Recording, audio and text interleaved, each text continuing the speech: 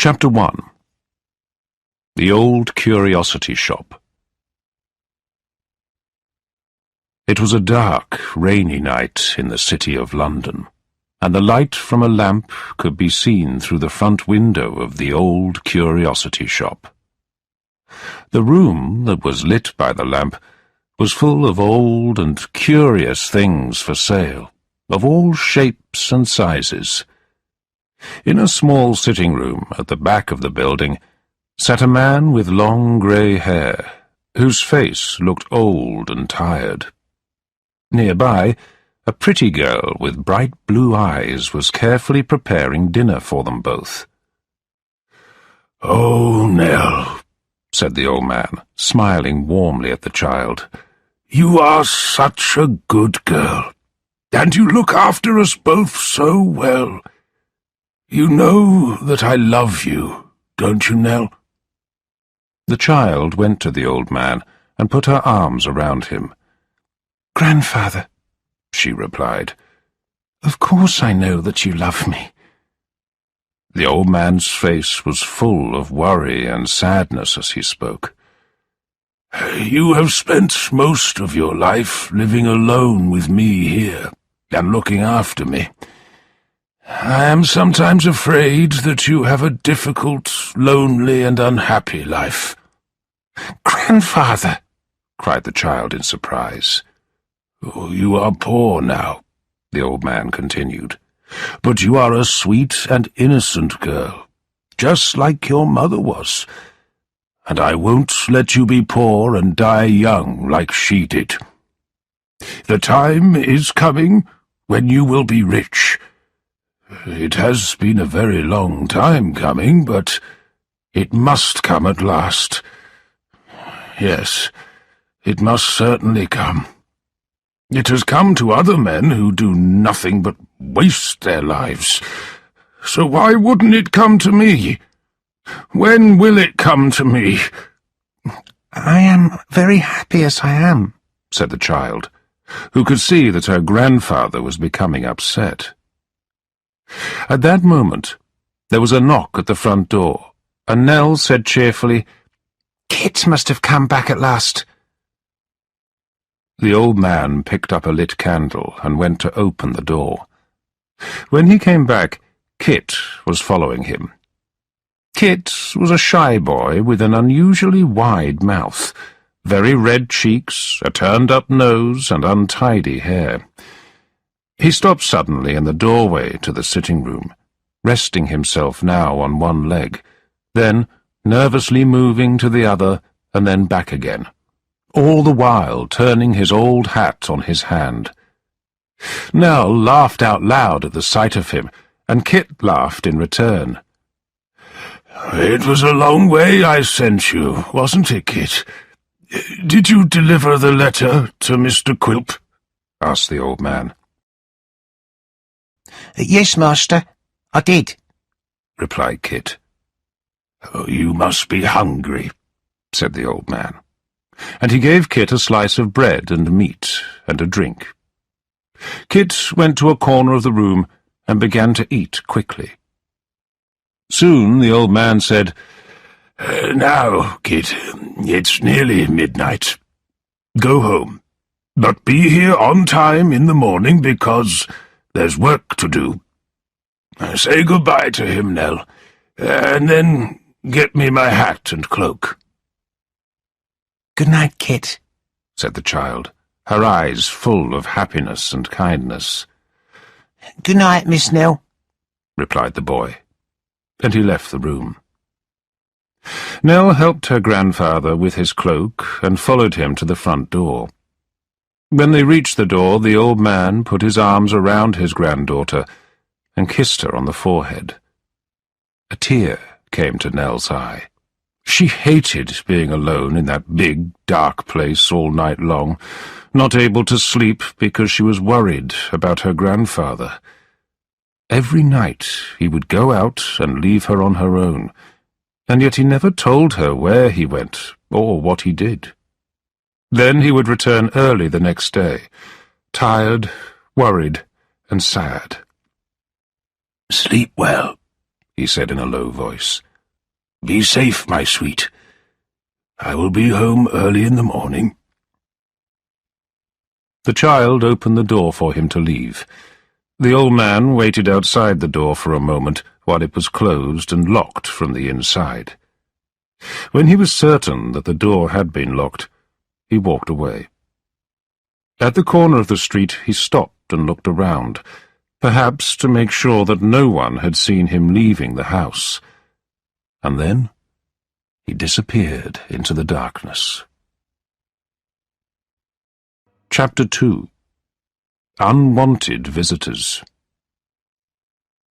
About a week later, a young man of 21 years of age walked confidently into the old curiosity shop. He was tall and quite handsome, but there was something unattractive about his clothes and the arrogant way he stood. The old man, who was alone in the shop at the time, was certainly not pleased to see him. "Why have you come, Fred?" asked the old man. "You are not welcome here." I know, replied Fred angrily. but I am here, and I will stay until I decide it's time for me to go. I've come to see my sister." "Your sister?" cried the old man angrily. "Ah, you can't change that relationship. If you could, you'd have done it years ago," replied Fred. "I want to see my sister, who you keep imprisoned here with all your dark secrets. You pretend to love her so that you can work her to death and add a few shillings every week to the piles of money you have hidden away. I want to see her, and I will." "And who are you to criticize me?" cried the old man. "Everyone knows you are a liar. You've wasted everything you've ever been given, and have treated your family terribly, just like your father did before he died." "Well, grandfather," said the young man calmly, "there's a friend of mine outside, and as it seems that I may have to wait some time, I'll call him in." He stepped to the door and called out. A young man appeared and began walking slowly towards the shop. He seemed at first to be dressed fairly smartly, but when he came closer, his clothes were dirty and untidy. "This is Richard Swiveller," said Fred, and he pulled the young man into the shop. Mr. Swiveller looked about him with a weak smile on his face, then winked at his friend as if they shared a secret. "Carefully, carefully, that's right," he whispered loudly to Fred, then sat down heavily in a nearby chair. The old man turned to his grandson and shouted, "I suppose you want money from me. Why do you keep asking me for money? And why do you bring silly people like him here? How often do I have to tell you that I am poor?" "And how often do I have to tell you," replied Fred, looking coldly at him, "that I know better?" "You have chosen your own path in this world," said the old man. "Follow it. Leave Nell and me to work and lead our simple life."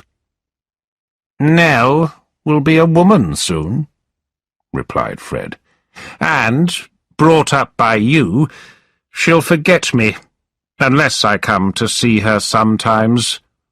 "No! Of course you don't want her to forget you," cried the old man, "especially when she's older and riding in an expensive carriage and she sees you poor and hungry." "Ah! So, you admit that she will be rich when you die, do you?" replied Fred angrily. But before the old man could answer, the door opened, and Nell herself appeared. She was closely followed by a surprisingly unattractive man. He was unusually short, but his head and face were large enough for the body of a giant. His small black eyes were constantly moving. His mouth and chin were covered with a short, rough beard, and his skin was of the kind that never looks clean or healthy. But what added most to the ugliness of his face was a horrible smile, which seemed to be always on his face. It showed only a few brown teeth left in his mouth. His hair was thin and long, and he wore a big, tall hat, an old, dark suit, and a pair of very large shoes. There was more than enough time to notice these details, because some moments passed before anyone spoke. Nell moved shyly towards her brother, and put her hand in his. The ugly little man looked carefully at the two young men, and the grandfather, who clearly had not expected this unwelcome visitor, seemed very uncomfortable. "Ah," said the short man, looking at Fred. "He must be your grandson. But who is that?" he added, pointing at Richard Swiveller. A friend of his, but both of them are unwelcome, said the grandfather. "Well, Nellie," said Fred aloud, "does grandfather teach you to hate me, eh?" "No, of course not," cried the child. "I love you dearly, Fred. And if you stopped upsetting grandfather, then I could love you more." "I see," said Fred, and he roughly kissed the child on her cheek, and then pushed her away. "That's enough, then. We are friends." He stopped speaking, and followed her with his eyes until she had left the room. Then he turned to speak to the short man. "Now, Mr. Do you mean me? said the ugly little man. Quilp is my name. It's easy to remember. It's not a long one. Daniel Quilp." "Mr. Quilp, then," continued Fred.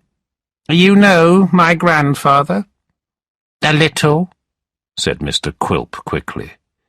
"And you know about some of his mysteries and secrets?" a few. replied Quilp simply. "Then let me tell him once and for all, through you, that I will come here as often as I like, so long as he keeps Nell here. I came here today to see her, and I'll come here again 50 times for the same reason. I have seen her, and now my visit has ended." He turned suddenly to his friend. "Let's leave, Richard." said Quilp, with a disgusted look on his face when the young men had gone. What a selfish grandson you have, he said to the old man. You are such a weak man. What would you do, then? The old man answered helplessly. Then he added, with a shake of his head, Something violent, I'm sure. You're right there, replied the ugly little man, who was very pleased with the comment. Oh, yes. I like causing trouble and pain if I can. He rubbed his hands slowly together, again and again, still with the horrible smile on his face. Then he moved very close to the old man, and, putting his hand into his pocket, he spoke again. "Here's the gold you asked to borrow," he said. "I brought it myself because it's valuable and heavy. I didn't want Nell to get into trouble carrying it on her own. But of course, she'll soon need to get used to carrying gold, because she'll be carrying a lot when you are dead, won't she?" I really do hope so, said the old man quietly as he took the money. "Hope so?" repeated Quilp, moving close to the old man's ear. "I wish I knew what good investments you are putting all my money into. But you are a private man, and keep that secret well." "My secret," said the old man with a worried look. "Yes, you're right. I am quite a private man." When Daniel Quilp had finally left, and the old man and his granddaughter were alone, he put his hand on hers and spoke. "Don't worry, Nell," he said gently. "Things will get better. Yes, I'm sure. I really hope things will get better." She smiled at him, but did not answer. Then there was a knock at the door. She stood up, looked at the clock, and went to the door, saying excitedly, "It must be Kit, coming for his lesson." Nell was soon busy giving Kit a writing lesson, of which he had 2 every week. He found writing very hard, and made many mistakes, but Nell was a patient teacher. The evening passed quickly as they laughed and chatted together, and the time soon came for Kit to leave. It was not long after he had left that Nell's grandfather prepared to go out all night again. And once more the child was left alone in the darkness of the old curiosity shop. Chapter 3. Fred and Richard make a plan. Mr. Richard Swiveller lived in a small rented room above a shop in an area of London famous for its theatres and cheap houses.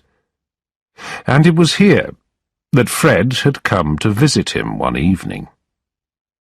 Fred had spent nearly an hour listening to Richard talking about nothing important, and he was now walking up and down the room impatiently. "Richard," said Fred angrily, "I don't understand how you can be so cheerful with everything that has happened. I wish you would stop talking." "Well," said Mr. Swiveller, "I must say that you are very rude.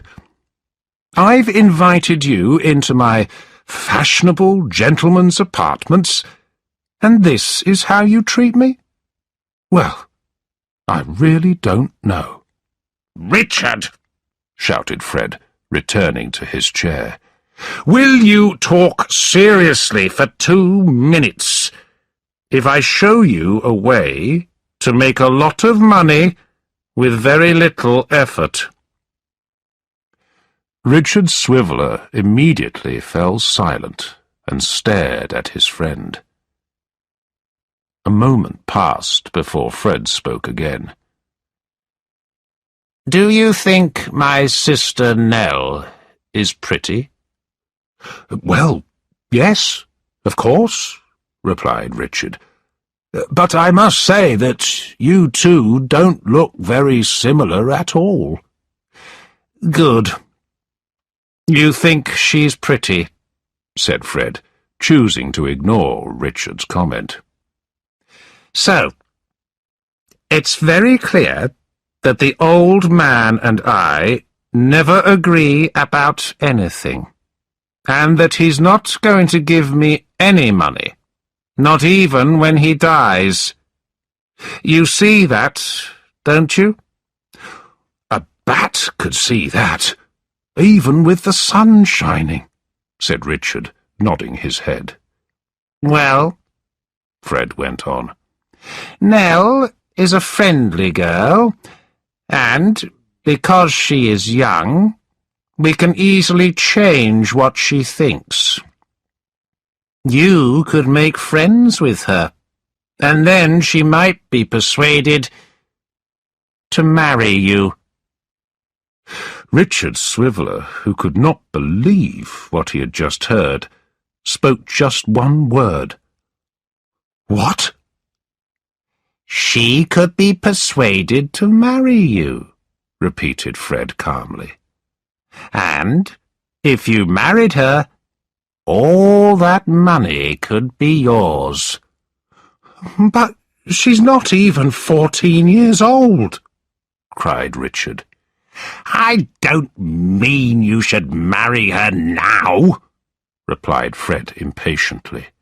"I mean, you could marry her in 3 or 4 years' time." Richard looked very uncertain. "Look," began Fred, "I think I could get her to marry you. Even if the old man lived for several more years, you would inherit all his money in the end. Then you and I would be able to spend it together. And just think, you would also have a beautiful wife." Richard thought for a moment.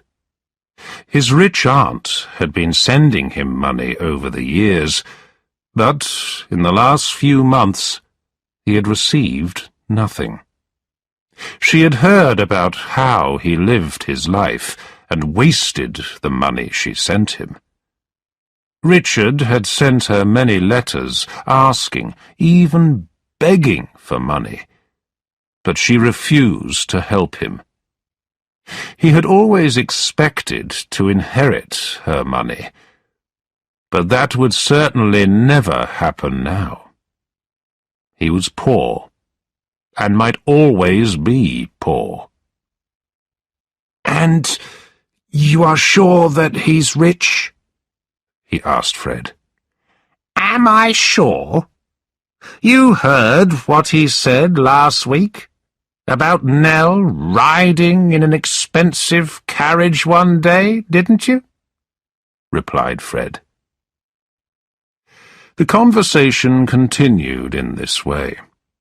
At first, Richard did not think Fred's idea was a good one. However, the truth was, he was poor and greedy, and Fred was clever and persuasive. So, it was only an hour later that Richard Swiveller found himself agreeing to his friend's surprising new plan.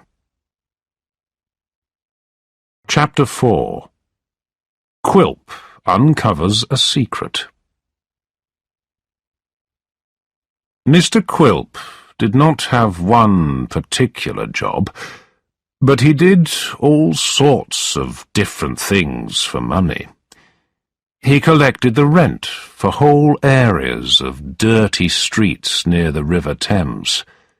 He lent money to sailors, and he kept his eyes open for new, and sometimes illegal, business opportunities. He lived in Tower Hill, near the London docks, but he also had a small yard full of rats called Quilp's Wharf, not far away on the south side of the River Thames. It was a boatyard, but Quilp never seemed to buy or sell any boats there. He just used the old wooden building as a place to secretly keep and count all of his money. Nell's grandfather often asked her to come to this frightening, dangerous, and far-away place. He would ask her to deliver letters to Quilp. Today, Nell, who was very tired and worried, had brought another of those letters. When she arrived at the boatyard, the first thing she saw was Mr. Quilp and the young, untidy-looking boy who worked for him. They were fighting in the yard. Quilp was shouting, and then suddenly laughing loudly. And all the while he was hitting the boy hard with a large stick. At last, the boy managed to pull away from his ugly master for a moment. It was then that Quilp noticed Nell standing nearby. "Oh, Nellie!" he cried. Yes, said the child uncertainly. "Come in. Don't worry about the boy," said Quilp, walking with Nell into the counting-house. I've brought an important letter from my grandfather, Nell explained, and handed the ugly little man the letter. Quilp, without saying a word, opened it and began to read. Quilp shook his head and said to himself, "It's all gone already? In just 24 hours? What on earth has he done with it? That is the mystery." Nell was uncomfortable and wanted to leave as soon as she could. A few moments passed, during which nothing was said. But Quilp rubbed his hands together and scratched his head. "You've brought a lot of these letters to me recently, haven't you, Nell?" Quilp said coldly. "Have you asked your grandfather why you have to bring them?" Yes, I've asked him 100 times, but he won't tell me, replied Nell. It breaks my heart. He just shakes his head and looks sad. "But he hasn't always been such a sad old man, has he?" said Quilp unkindly. Oh, no, said the child quickly. We were once so happy, and he was so cheerful. But that has all changed since he... And she stopped, unsure that she should tell him any more. "Yes," said Mr. Quilp in a suddenly gentler voice. "Since he—" I don't know, replied Nell. "Come now, Nell. You can tell me anything. In fact, I won't let you go until you tell me. So, since he repeated. Well, since he started going out all night, every night, finished Nell. I don't know where he goes. He has no sleep or rest, apart from in his chair during the day. Quilp said nothing, but simply nodded his head. He wanted her to say more. When he comes home early in the morning, continued the child, I let him in. This morning, I saw that his face was white, and he looked ill. And later, when he didn't know I was in the room, I heard him say that he couldn't bear his life any more, He said, "I can't believe how unlucky I've been with the cards I've been dealt." And then he said, if I didn't have young Nell, I would wish to die. Oh, what will I do? Then the child hid her face in her hands and started to cry. Quilp looked about him as if he was deep in thought. He stared at Nell, then reached out and put his hand heavily on her shoulder. Nell immediately stopped crying and moved quickly away from him. I have been away too long, sir. I have to go now, said Nell, drying her eyes. Mr. Quilp went to his desk and started to write. Then he turned to Nell and said, Take this note to him. It's only to say that I will see him tomorrow, and that I couldn't do what he has asked me to do in his letter. Goodbye, Nellie. Mr. Quilp waited for 2 days before he went to see the old man in the old curiosity shop. When he went inside, he found Nell's grandfather alone in the shop. "At last!" cried the old man. "Have you brought me any money?"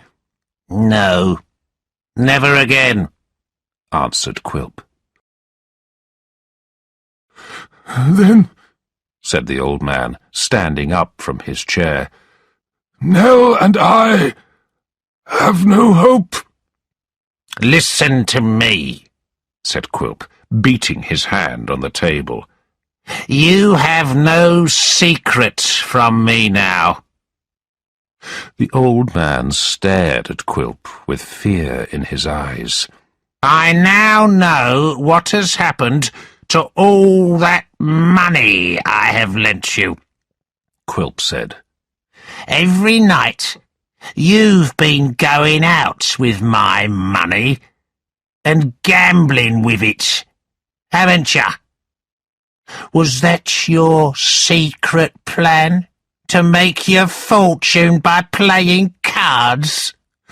"Yes," cried the old man.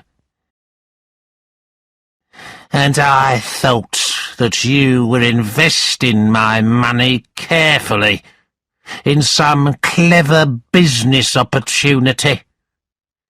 I have been tricked by a gambler, said Quilp, looking at him in anger. "I'm not a gambler," cried the old man.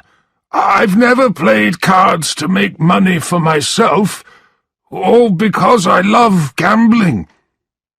I've only done it to try and save Nell." So, said Quilp, I suppose that you spent all your money first, and then you came to me for some more, while you said you were making yourself rich. You were actually making yourself a beggar, eh? Oh, dear me. And of course, I hold every security you were able to give me, including the letter which says that this building and everything in it now belongs to me. As he said this, Quilp looked around him, as if to make sure that none of it had been taken away. "I've had some bad luck," said the old man. "But with a little more money, my luck will change. It must change. Help me, please, or at least help Nell."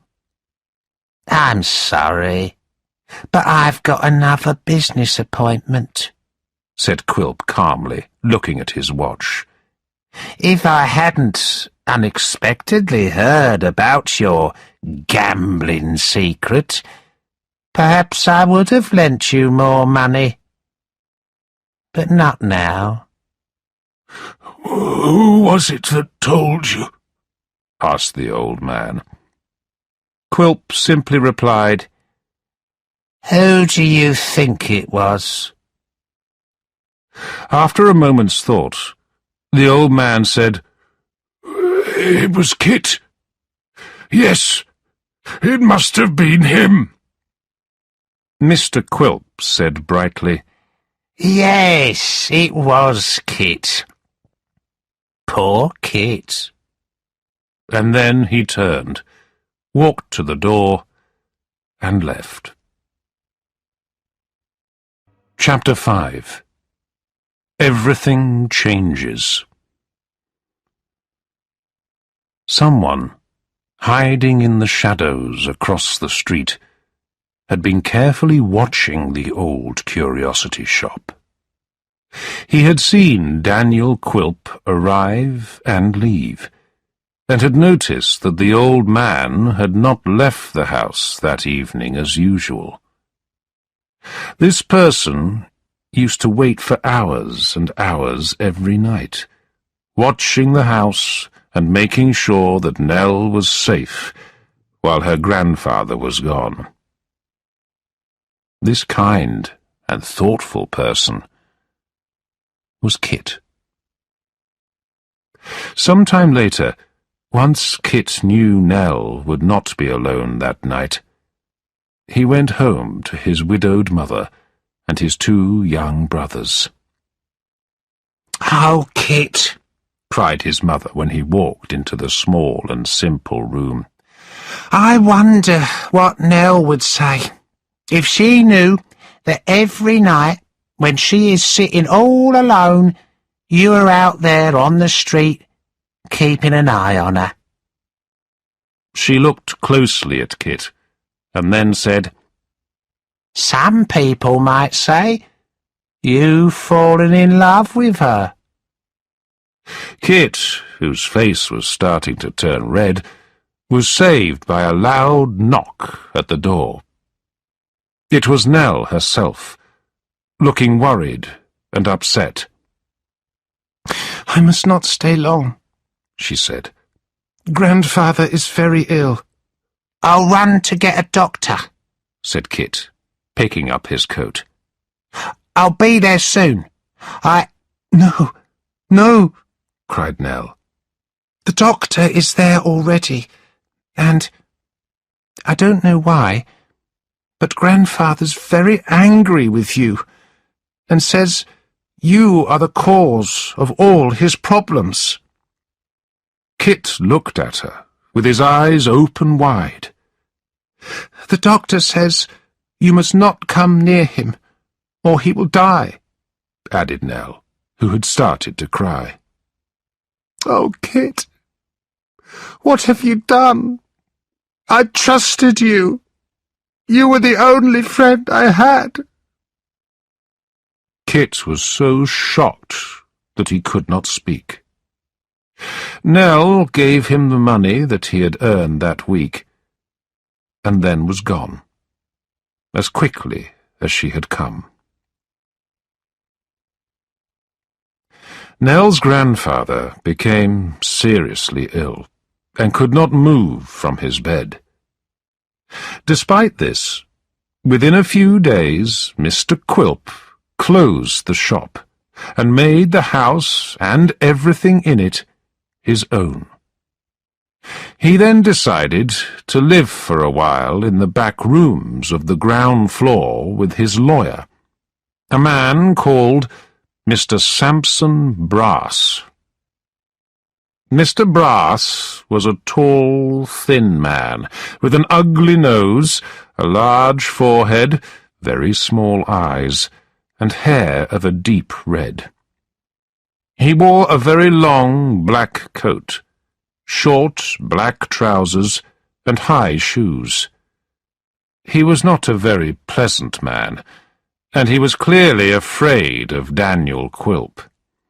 Will we be staying here long? asked Mr. Brass. We must stay, I suppose, until the old man upstairs is dead, answered Quilp.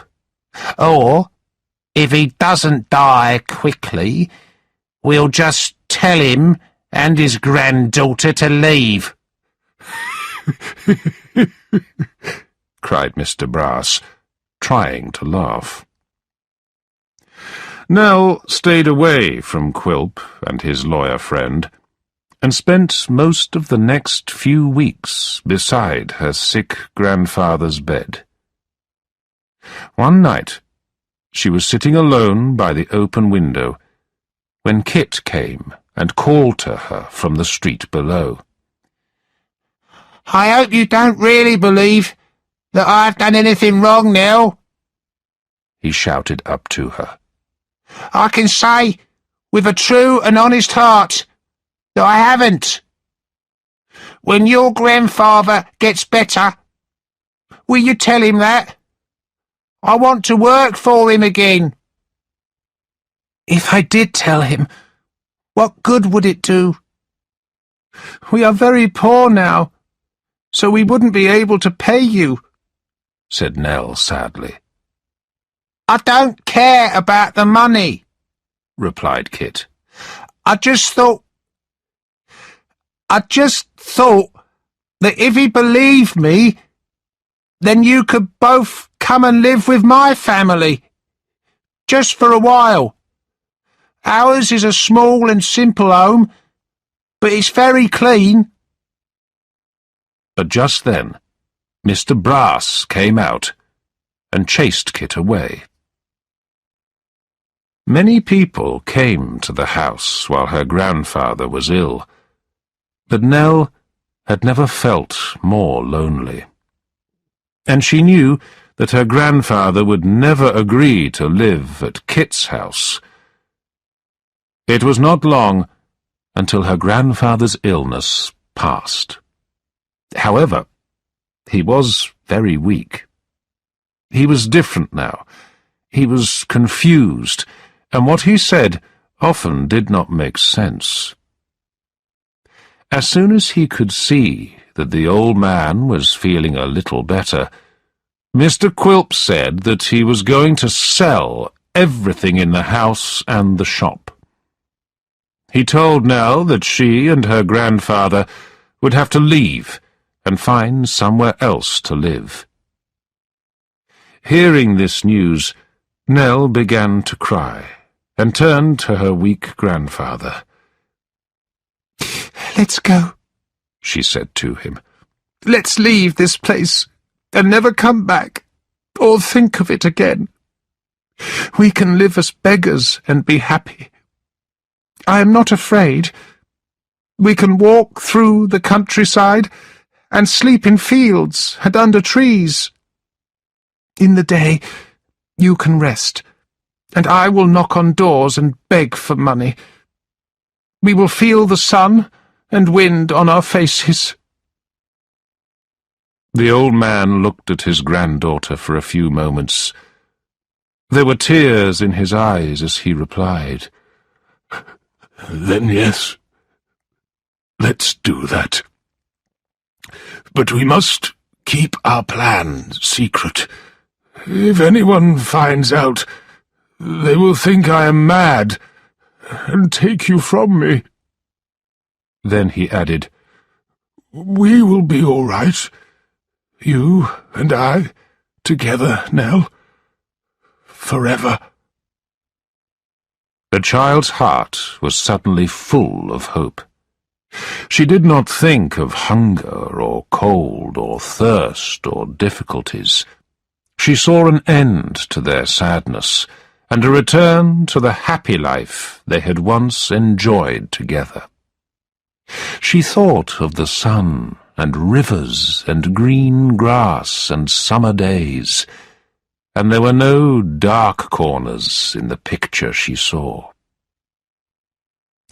They left the house quietly the next morning, before Quilp and Mr. Brass were awake.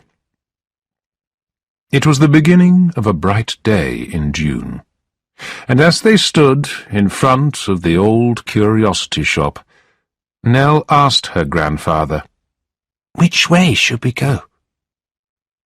The old man looked helplessly, first at her, then to the right and left, then at her again, and shook his head. From that moment, Nell knew that she would always have to look after both of them. She took a deep breath, and then held her grandfather's hand and led him away. Chapter 6. The long journey begins. Nell and her grandfather walked all morning through the streets of London. At first, the city was quiet and peaceful in the early morning sunlight. But slowly, the streets filled with people as they passed through an area with shops, and then came to streets where very poor people lived. Nell was a little afraid, but they carried on walking. After a while, she noticed that small gardens started to appear, and the rough-looking houses began to turn into small cottages. In the early afternoon, they found themselves near a pleasant field, and they sat down to rest and eat the bread and meat that Nell had brought. Then on they went again, walking through country roads, and hearing the birds sing and the wind gently moving the branches of the trees. They walked all day, and paid some money to sleep that night at a small cottage. Next morning, they set off walking again. They often rested, but only for a few minutes at a time. It was nearly 5 o'clock in the afternoon when they stopped near some workmen's cottages and asked if they could buy some milk. They spent some time resting by the cottages, then continued walking to the nearest town, which was about 5 miles away. The sun was setting when they reached the church in the small town. The old man led the way into the churchyard. As they walked in, they heard voices and soon found 2 men. They were surrounded by puppets lying on the ground around them. "Are those puppets from a show?" asked the old man excitedly. Travelling puppet shows were very popular at that time, and the old man loved to watch them. "Yes," replied one of the men. "We've come here to fix them before our show tonight. My name's Tommy Codlin, and we're staying at the public house." "Oh, good," said the old man, reaching out to touch one of the puppets. "Where are you travelling to?" asked the other man, whose name was Mr. Harris.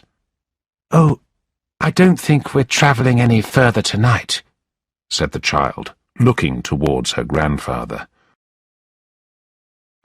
"Well, if you want a place to stop," Harris commented, "you should stay at the public house as well. It's very cheap." And so Nell and her grandfather followed the 2 men to the public house, where they watched the puppet performance and ate some dinner.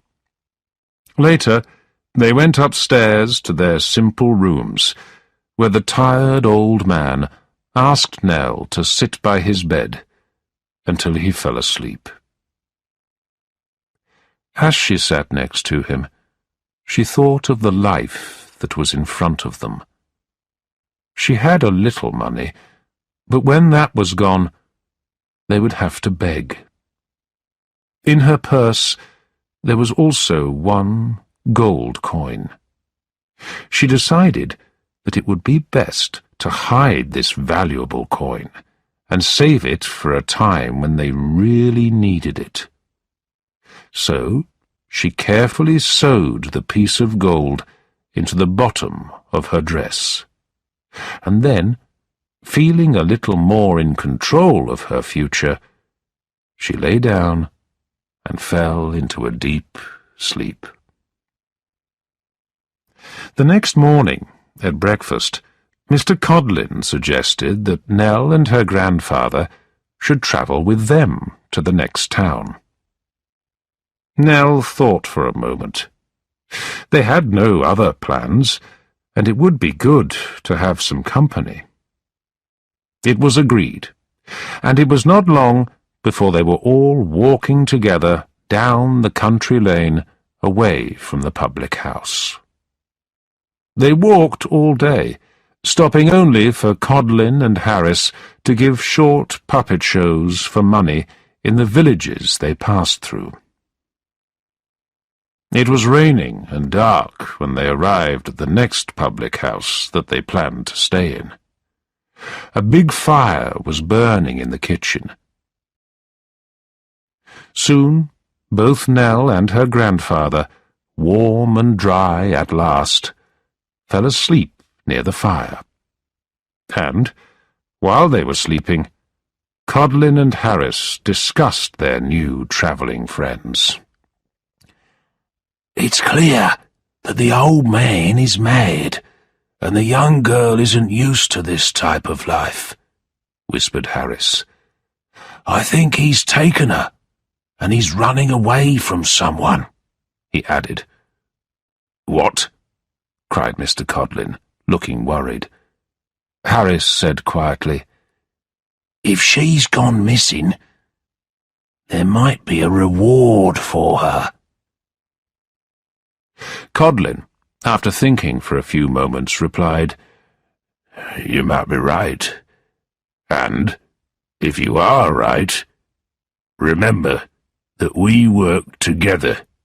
We share everything." Then he added, "Yes, then we need to keep an eye on little Nell and that mad old man. We must keep them with us until we find out more information about them." The men did not know it, but Nell had begun to wake up, and had heard Codlin's reply. The following morning, Nell noticed that Codlin and Harris were watching her closely. She no longer felt safe after what she had heard them say. While the two puppeteers were busy packing up their puppets, she saw a chance to escape. Nell was afraid, but she quickly and quietly led her grandfather out through the back door of the public house. They did not stop to look behind them, but walked quickly away into the fields. Chapter 7. A New Beginning for Kit. While Nell and her grandfather were travelling through the countryside, back in London, Daniel Quilp was busy making friends with Richard Swiveller.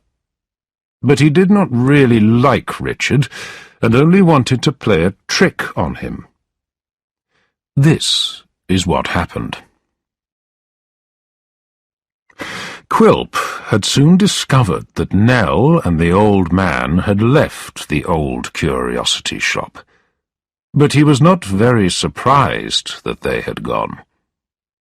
His only worry was that the old man might have taken some hidden money with him.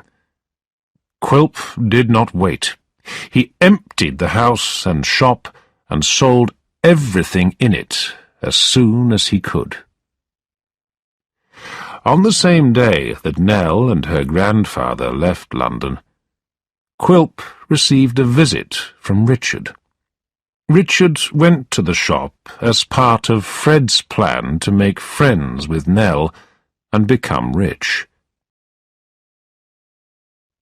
So he was shocked and upset to find that Nell, her grandfather, and all the money had gone. The plan to become rich was in serious trouble before it began. It was clear that neither Daniel Quilp nor Richard Swiveller knew where Nell and her grandfather had gone.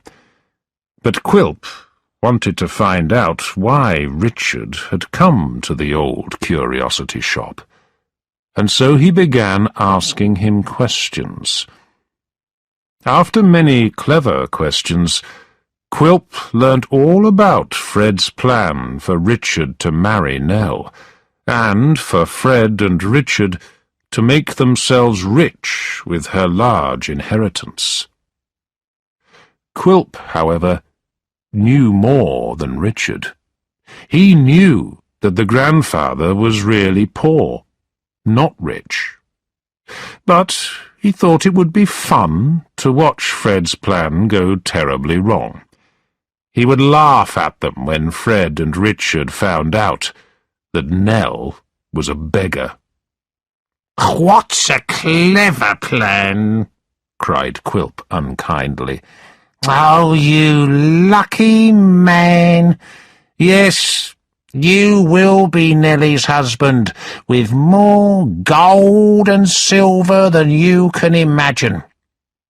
Let's go and talk to Fred, and I'll help you both find her." The only person who was truly sad about the disappearance was Kit. He had no idea where Nell and her grandfather were, and he could not stop worrying about it. He hoped that in a few days' time they would return and accept his offer of a place to stay. Realizing that he would never again work for Nell's grandfather at the old curiosity shop, Kit started to look for another job. He walked the streets, asking for work, but no one offered him any. After several days of this, he was about to give up when a small carriage, pulled by a stubborn-looking pony, went past him. The driver of the carriage was a fat little old gentleman, and next to him sat a fat little old lady. In the seat behind them sat a young man, who Kit thought must be their son. The old gentleman could not control the pony very well, but with difficulty he stopped the carriage in front of a house not far from Kit, and the three of them climbed down from the carriage. "Excuse me, sir," said Kit. "would you like me to look after your horse?" If you are happy to wait for a while, yes. You can have the job, replied the old gentleman, smiling. The family then went into the house. Some time later, they came out again, and walked towards the carriage. The old gentleman put his hand in his pocket to find a sixpence for Kit. But the only coin he had was a shilling, which he thought was too much money. However, because he had no other coins, he gave the shilling to Kit. "There," he said with a laugh. "I'm coming here again next Monday at the same time. Make sure that you're here, my boy, to earn the rest of this money." "Thank you, sir," said Kit. "I'll be here." Kit meant what he said, but the three people in the carriage laughed loudly, and even the pony shook its head. Clearly, none of them expected Kit to be honest and return the following Monday. The days passed, and every day Kit hoped that Nell and her grandfather would knock on his front door. They never did. Monday came again, and Kit returned to the same place in the street where he had held the pony the week before. It was not long before the carriage came round the corner, sped down the street, and stopped suddenly and violently as the old gentleman tried to control the pony. It was then that Kit, with a friendly smile on his face, appeared by the pony's head. "Look!" cried the old gentleman happily. "The boy is here!" I said I would be here, sir, said Kit, his hand on the pony's neck. I hope you've had a pleasant ride, sir. The old gentleman and his son helped the old lady out of the carriage, and they went into the house. After some time they returned, and the old gentleman came to speak to Kit. He said his name was Mr. Garland, and he asked Kit a few questions about where he lived and his family. After writing Kit's address in a small notebook, Mr. Garland climbed up into the carriage with his wife and son and drove away. It took Kit about half an hour to walk home, and when he arrived, he was surprised to see the pony and carriage again, standing right outside his house. Inside, Mr. and Mrs. Garland were there, talking to his mother in the kitchen. My dear, said Kit's mother, looking at Mr. Garland, who was smiling, this kind gentleman has offered you a job. After a few minutes of conversation, it was decided. Kit would live in Mr. and Mrs. Garland's house and would be employed by them. The old couple told him that his salary would be £6 a year. Well, mother, said Kit excitedly after the Garlands had left. £6 a year! We won't need to worry about money again. Just 2 days later, Kit, wearing smart new clothes, arrived to start work at Mr. and Mrs. Garland's beautiful cottage. He knocked on the door, and, after what seemed like a very long time, a young servant girl opened it. She looked shy and was very pretty. I suppose you're Kit, sir, said the girl, looking down at her feet. My name is Barbara. Then she looked up at Kit, and they both smiled shyly at each other. Chapter 8. Chance Meetings. Nell and her grandfather walked for several hours before they felt that they were far enough away from the puppeteers to stop and rest. The old man was confused and frightened, and did not seem to really understand what had happened. This worried and upset Nell, but she knew that she had to be strong. After a short rest, they started walking again, and did not stop until they reached a village late in the afternoon. The village was very small, and they walked through it to see where they could stay. They saw an old man sitting in a little garden in front of a cottage. Nell knew that he must be the schoolteacher, because above the window of the cottage was a sign that said, "School." He wore a simple black suit, and he looked friendly. Nell felt quite shy, but she went into the garden and spoke to him. Do you know of anywhere we could stay for the night? asked Nell. We have walked a long way today, and we would be happy to pay a small amount of money. My name is Mr. Martin, said the schoolteacher. You're a very young traveller, my child.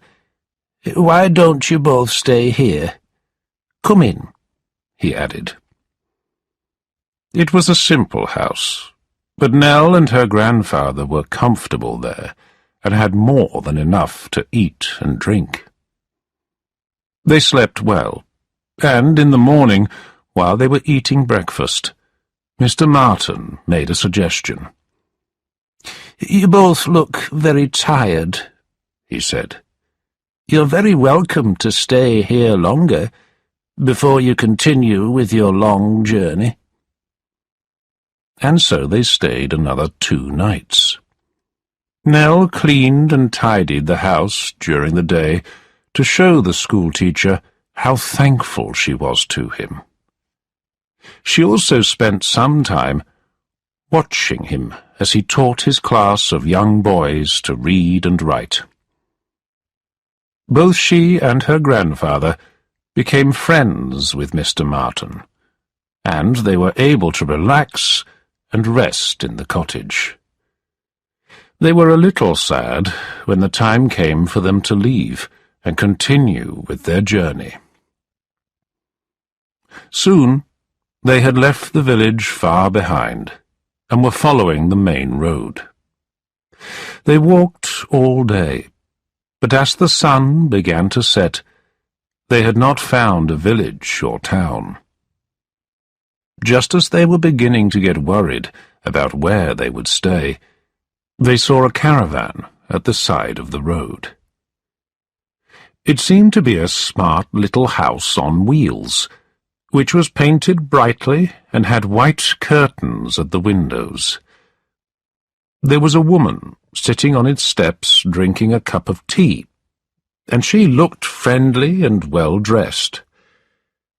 Just near the caravan, a man, Nell guessed he was the driver, was holding 2 fine-looking horses that were eating the grass. "Excuse me," Nell said to the lady. "Do you know how far it is to the next town? We hope to stay there tonight." The woman said the next town was about 8 miles away. "Oh," cried Nell. "that's such a long way." There was a moment's silence, during which the woman looked carefully at both Nell and her grandfather. "Are you hungry?" the lady asked. "Come and have something to eat." And so they drank hot tea and ate bread and cheese at the side of the road. After a little more conversation, the woman invited Nell and her grandfather to ride with her in the caravan to the next town. As Nell climbed into the caravan, she thanked the woman several times. She sat down inside the caravan and was happy to be saved from such a long walk so late in the day. Chapter 9. Nell Gets a Job. When they had started to move along the road, Nell looked round the caravan more closely. It was clean and comfortable, and had a kitchen with a stove and a separate sleeping area at the back. After a few minutes, the woman reached out and picked up a large piece of paper. She put it on the floor in front of Nell. "There, child," she said, pointing to some large black letters at the top of the huge piece of paper. Nell read the first words on the poster. "Charlie's Waxworks." "That's me," said the lady. "I am Mrs. Charlie." Then Nell read, "Charlie's world-famous waxworks, the best collection of real waxworks in the world. 100 life-sized wax figures." "Can I see the figures, Mum?" asked Nell. "Of course," said Mrs. Jarley, smiling proudly. "They have been taken in other vans to the town. We're going to the same town, so I'm sure you'll see the collection." "I don't know if we will stay there long," said the child. "Why not?" cried Mrs. Jarley. "Where are you going?" I don't know," replied Nell. "Do you mean that you're travelling about the country without knowing where you're going?" said Mrs. Jarley. "We are poor people, travelling without any plans, ma'am," explained Nell, who was a little surprised by these sudden questions. "Are you beggars, then?" asked Mrs. Jarley. "Well," replied the child, "yes, I suppose we are." "Oh," said Mrs. Jarley, "but you can obviously read, and probably write as well, can't you?" "Yes, ma'am," said Nell. "Well, that's interesting," replied Mrs. Jarley, "because I don't know how to write myself." They sat in silence for a few minutes, while Mrs. Jarley spent some time thinking. Then, a few moments later, she said, "Would you like a job with me? I'd look after you well." "No, I can't leave my grandfather," answered Nell with a worried look on her face. "What would happen to him without me? He's not well." Mrs. Jarley had seen the way the old man sat looking into space and holding Nell's hand. She thought for a moment. Then she said, "I need you to talk to the crowds and tell them all about the waxworks. You can help me to write letters, too. Your grandfather could help by looking after the figures and cleaning them. I will give you food and somewhere to sleep, and pay you as well." Nell was happy to accept her offer. They arrived at the edge of the town at about midnight, and the driver, whose name was George, stopped the caravan next to the other waxworks vans. There was now more than enough room for them to sleep. Nell's grandfather would sleep in one of the empty vans, and Nell would sleep in Mrs. Jarley's comfortable caravan. Nell had just said good night to her grandfather and was returning to the other caravan when she stopped and looked around her. It was a calm, quiet night, and she thought that the caravans looked pretty in the moonlight. As she stood there, she saw something moving in the shadows further down the street. Suddenly, someone stepped forward. She recognized him immediately. It was the ugly, frightening Quilp. Without a moment's thought, Nell stepped into the shadows. Luckily, Quilp had not seen her, and she watched him as he walked quickly down the street, away from her. That night, Nell found it difficult to sleep. Why was Quilp in this town? Had he come here looking for them? The child felt frightened, and was glad that Mrs. Jarley was sleeping near her. The next morning, Nell and her grandfather helped Mrs. Jarley and George to prepare the exhibition in a hall in the centre of the town. Soon, everything was ready, and all the wax figures were dressed and in their correct positions. Mrs. Jarley then spent several hours teaching Nell the name and history of each of the wax figures, so that she could tell the crowds about them later in the day. The day went very well, and lots of people paid to see the waxworks. Nell enjoyed working, and felt lucky to have a job and somewhere safe to sleep. But she never stopped worrying that Quilp might still be in the town, and that he might try to take her and her grandfather away. Chapter 10. Nell has a terrible shock. Nell and her grandfather had been working for Mrs. Jarley for several days when they were given a day to rest. In the evening, they decided to go for a walk out into the countryside to enjoy the last hours of sun. It was a warm evening, but while they were walking, the weather changed. The sky turned dark, and storm clouds began to form above them. Soon there was very heavy rain and strong winds, so they ran inside a nearby public house. "Welcome to my pub," said the landlord cheerfully. As they stood drying themselves by the fire, Nell heard men's voices coming through an open door. Her grandfather moved closer to her and whispered excitedly, "They're playing cards in the next room. Don't you hear them?" Her grandfather was right. Nell could hear the men discussing the game and how much money they had already won or lost. She looked at her grandfather and was worried to see he had changed. His eyes were now wide open, his face was quite red, and he was breathing quickly. "Oh, Nell," he said happily, "this is it. I've always known that my chance would come to win a lot of money.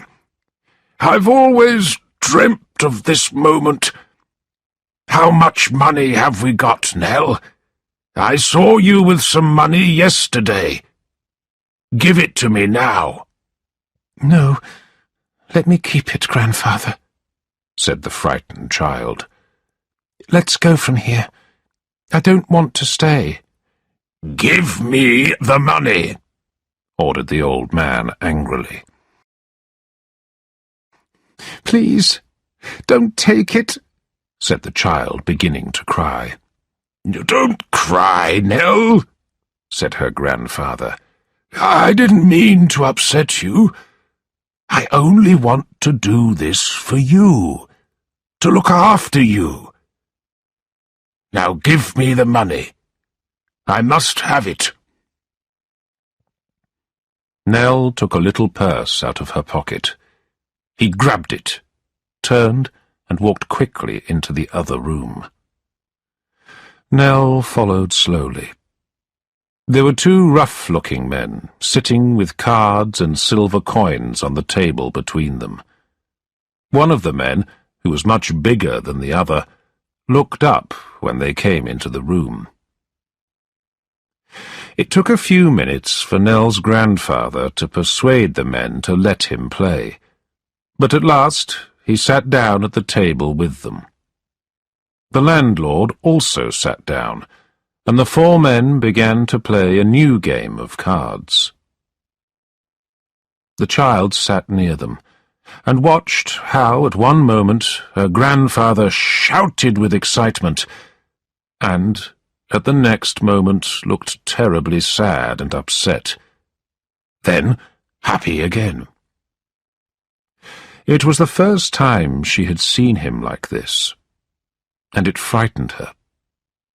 She now understood that he could not stop himself, and that he had a serious problem with gambling. After what seemed like hours, the card game came to an end. The large man had won, and Nell's purse lay completely empty in front of her grandfather. For a few moments the old man stayed at the table, looking again and again at the cards that lay there. Nell walked to him and put her hand on his shoulder. "If the game had gone on just a little longer, I think I would have won," he said. Nell said nothing.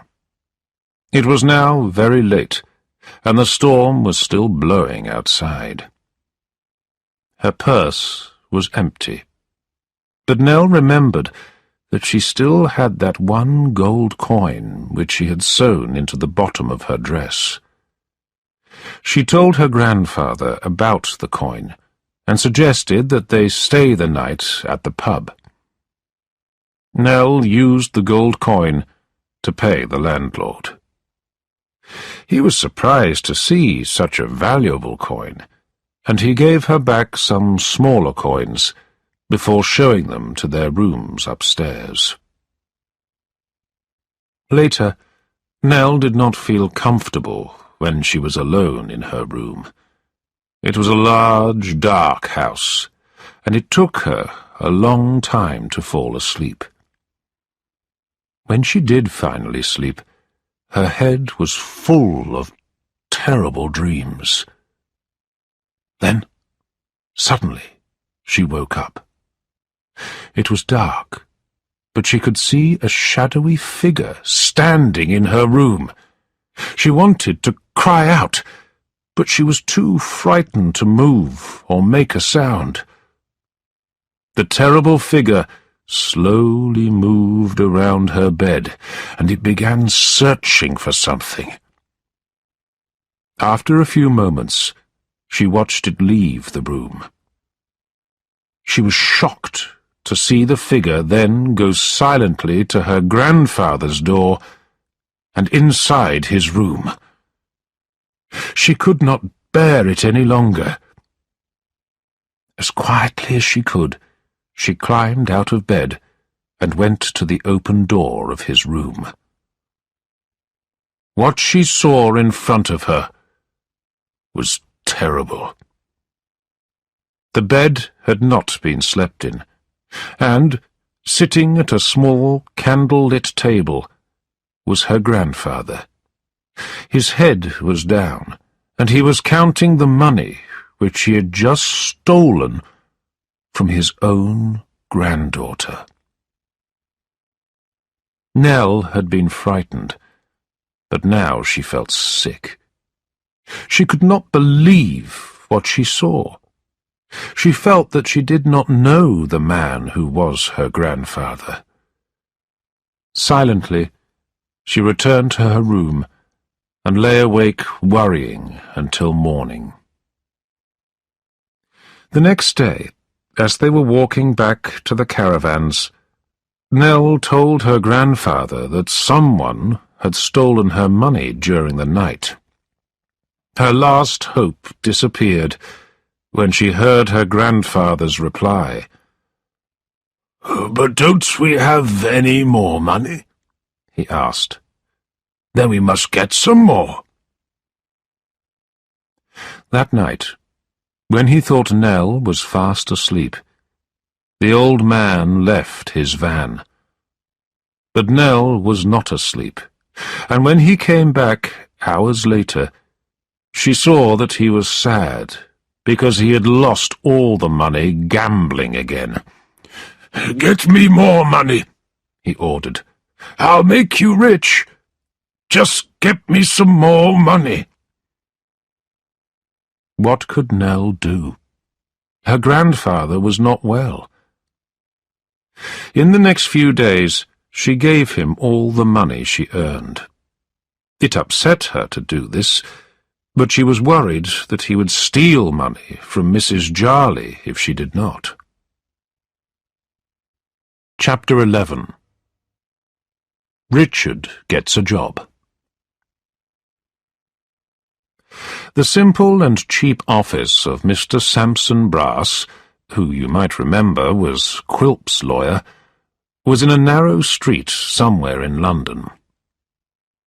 There was a sign on the door that said, "Mr. Sampson Brass, lawyer," and another sign in the window which read, "First floor room available to rent to a single gentleman."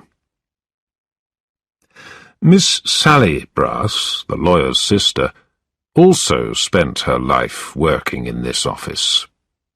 She was a lady of about 35, who was very tall and thin, and looked almost exactly the same as her brother.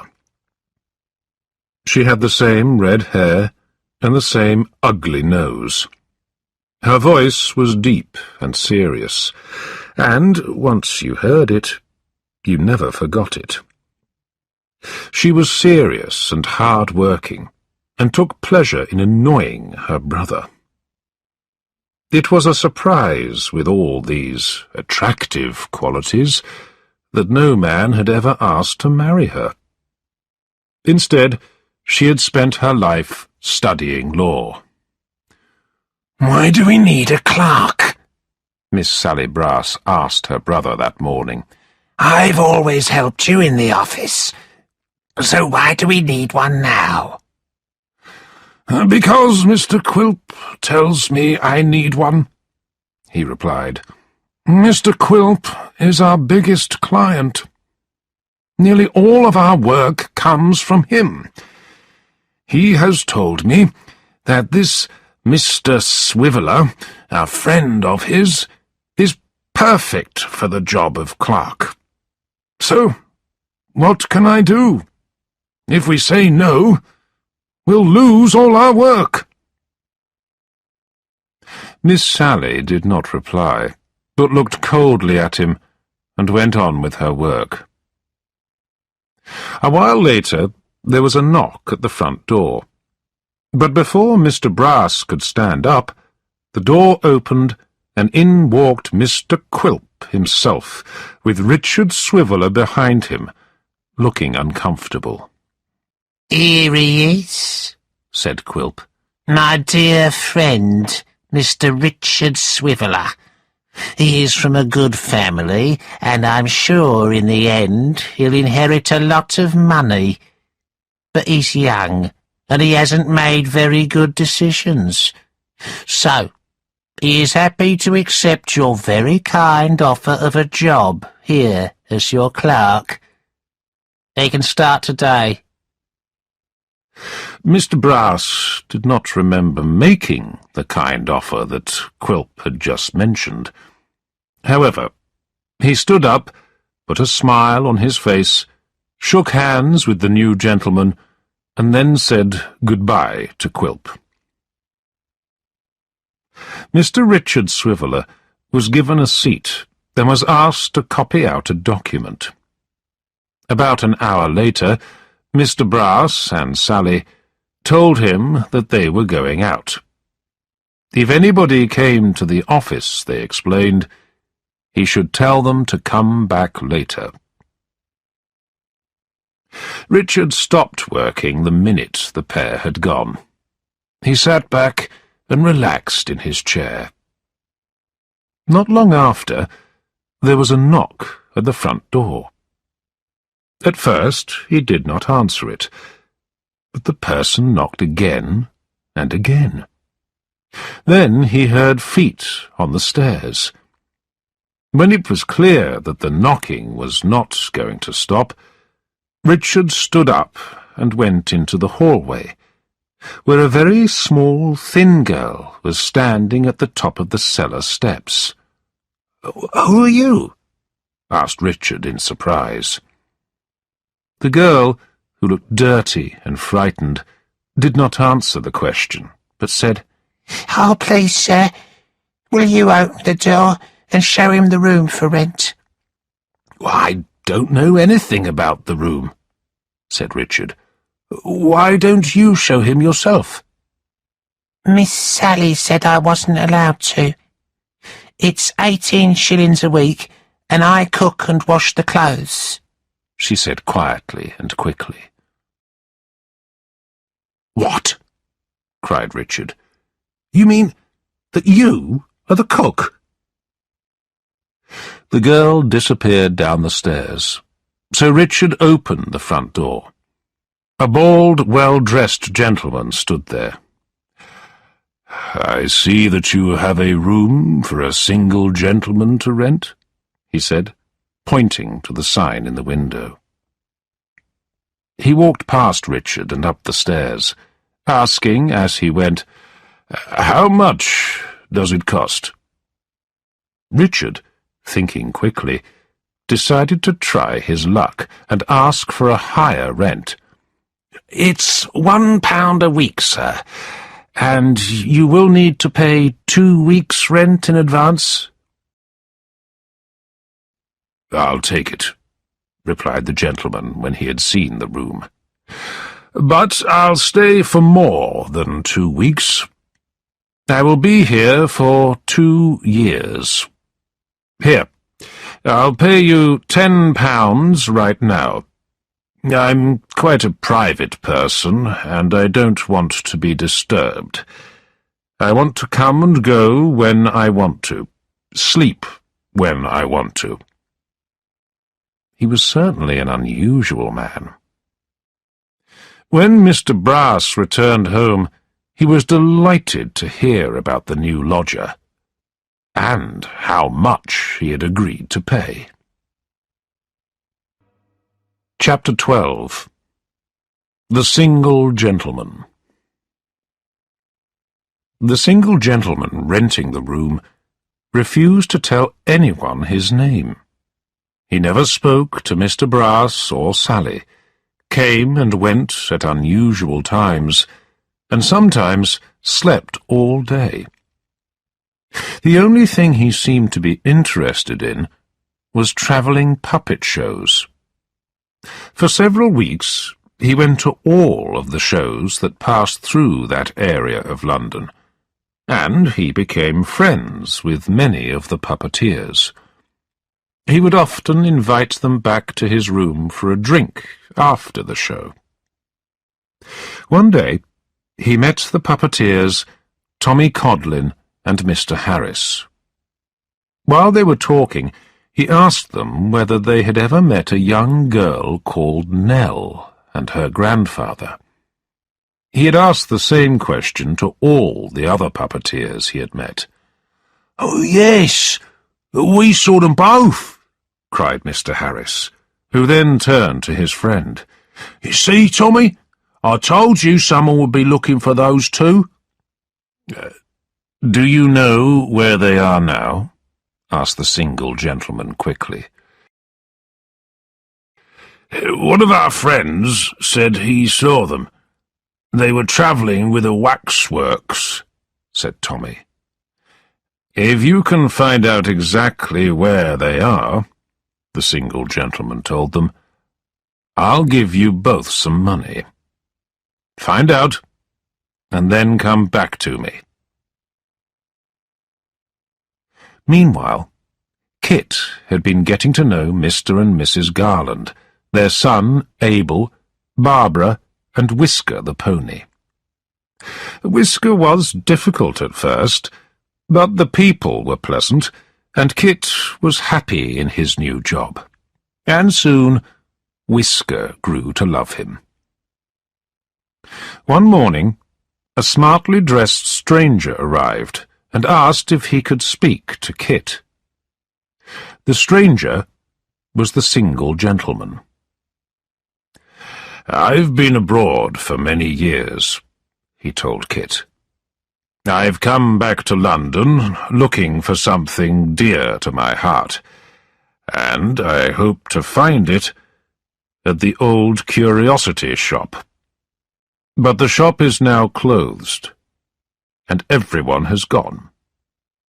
I was told you might know where the old man who owned it is. Do you know?" Over the next few minutes, Kit told the single gentleman everything that had happened, ending his story with Nell and her grandfather's disappearance. Kit told him he had no idea where they were now. "But there's a sign on the shop door," Kit added. "It says that all inquiries should be made to Mr. Sampson Brass, Mr. Quilp's lawyer." "Yes, I know," said the single gentleman. "I saw the sign too, and I've even rented a room in Mr. Brass's house to try and find out more information. But I've learnt nothing." There was a moment's silence, and then he said, "I'll leave you now," and he put a coin into Kit's hand. "Please, don't tell anyone about this meeting." Kit followed the single gentleman out into the street to say goodbye. And, at that same moment, Mr. Richard Swiveller was walking down the same street, and he saw Kit saying goodbye to his visitor. Richard was very surprised to see the single gentleman, Mr. Brass's lodger, talking to Kit, the boy who used to work at the old curiosity shop. Why on earth would these two be together? After the single gentleman had gone, Richard went over to Kit and asked him. But Kit seemed to know nothing about the man, not even his name. The very next day, a note came for Kit from the single gentleman. In the note, he asked Kit to go and work for him for a while, and help him to find Nell and her grandfather. He would pay Kit extra to do this. Mr. Garland said that this would be all right, so Kit agreed to help the single gentleman. A carriage was sent to collect him straight away. He arrived at the single gentleman's lodgings and was welcomed inside. The man did not wait to tell Kit the latest news. "I think I have found your old master and his granddaughter," he began. "I've just heard that they are in a town 6 hours' carriage ride from here. The old man might not remember me, but he and Nell know you. They wouldn't be frightened if you were there. Will you come with me?" I'm afraid that won't work, replied Kit sadly. Nell told me that her grandfather never wanted to see me again. "Oh," replied the single gentleman. "Isn't there anyone else they know and would trust?" Kit thought for a moment, and then he answered, Well, the only person I can think of is my mother. She cares about Nell as much as I do. After a few minutes of planning, Kit went to talk to his mother. He explained that the single gentleman wanted her to travel with him to look for Nell and her grandfather. Kit helped his mother pack a few things for the journey, and then he asked a neighbour to look after his little brothers while their mother was away.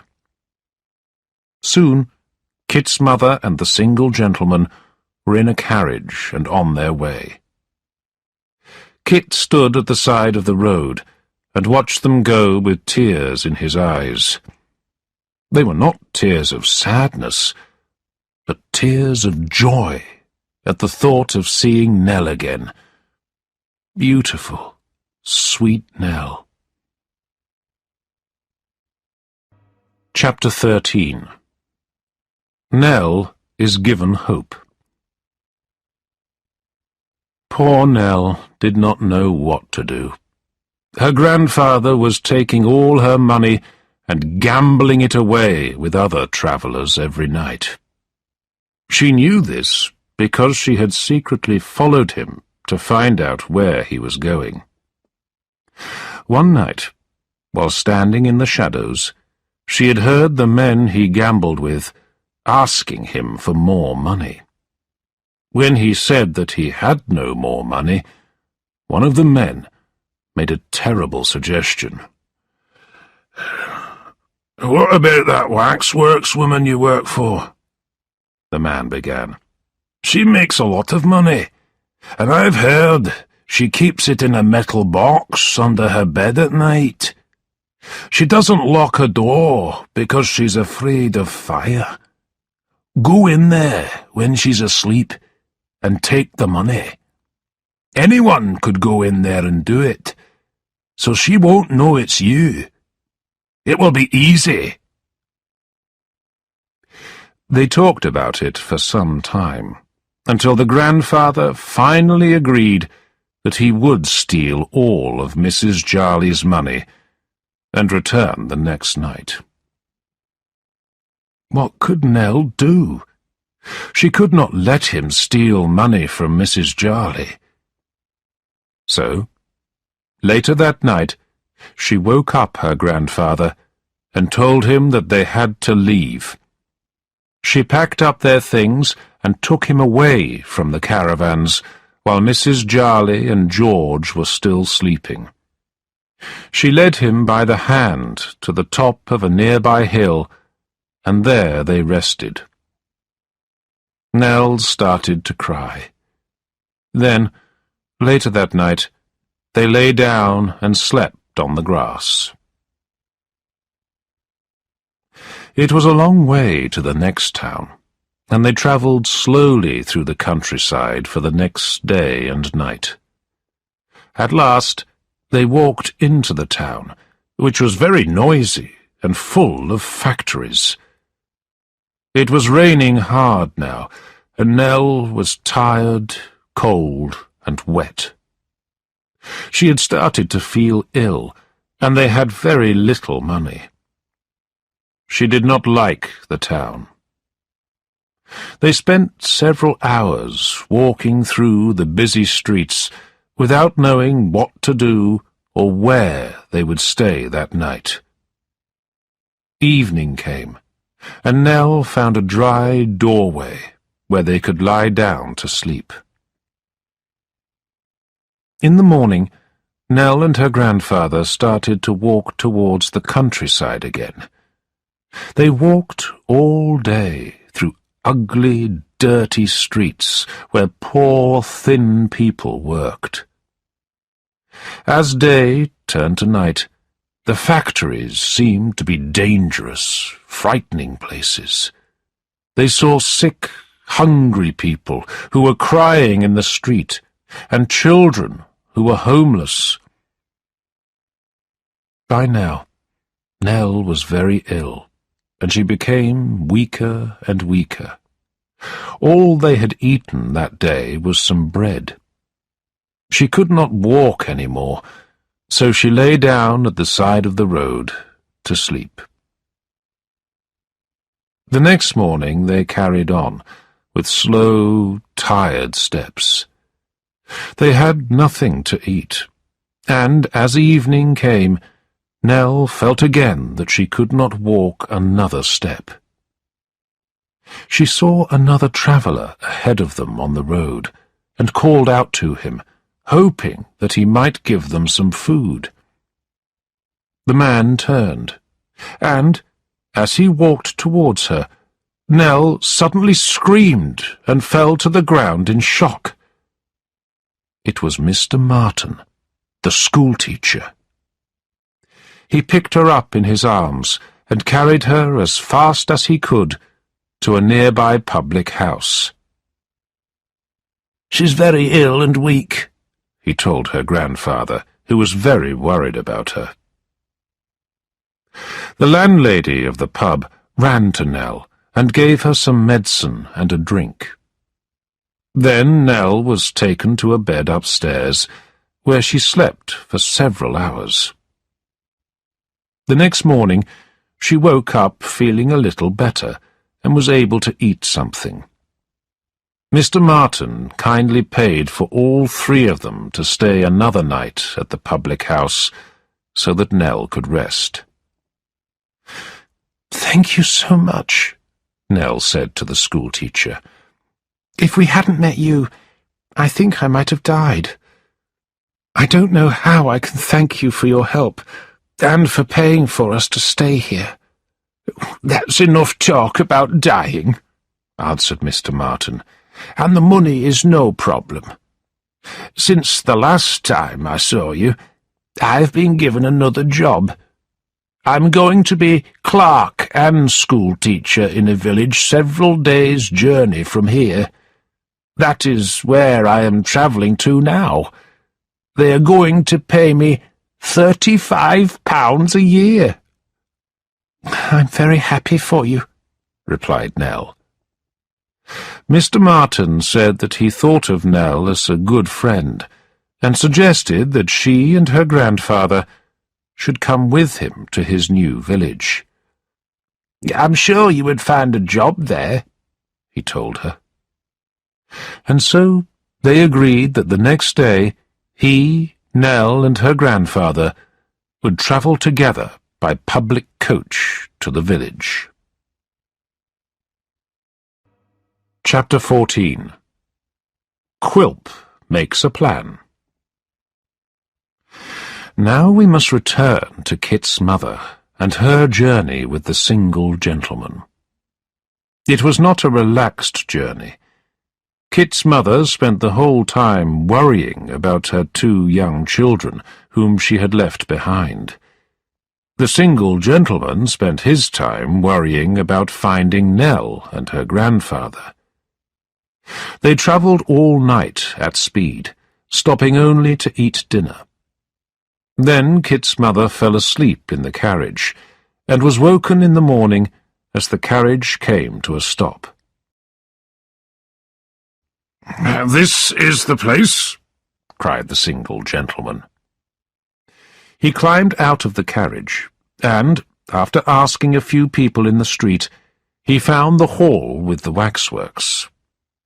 But it did not take long for him to find out from Mrs. Jarley that Nell and her grandfather were no longer there. Mrs. Jarley explained how she had met Nell and her grandfather, and how she had given them each a job and a place to live. Then she told him that they had suddenly disappeared. She said that she was very worried about them, because the old man had seemed unwell and confused.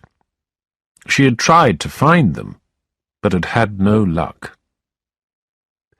The single gentleman was very upset at this news, and said he did not know where to look next. He took Kit's mother to a nearby public house where they could stay the night. As they went up to their rooms, Kit's mother was amazed to see Mr. Quilp coming down the stairs. She stepped backwards in surprise and cried, "Goodness me!" "Kit's mother," said Quilp, and he smiled his horrible smile at her. "Mr. Quilp," said the single gentleman, "we have met before. You may remember that the day I arrived in London, I found the old curiosity shop empty and closed up. A neighbour told me to come and see you. I discovered that you had taken that shop and everything in it, and you had forced the old man who used to live there to leave and become a beggar." "That shop legally belongs to me," replied Quilp. "I didn't force him. He went by his own choice. He disappeared in the night." "You didn't help me when I came to you, and now you are following me." "Why?" asked the single gentleman, with anger in his voice. "Following you?" cried Quilp. "I'm not following you."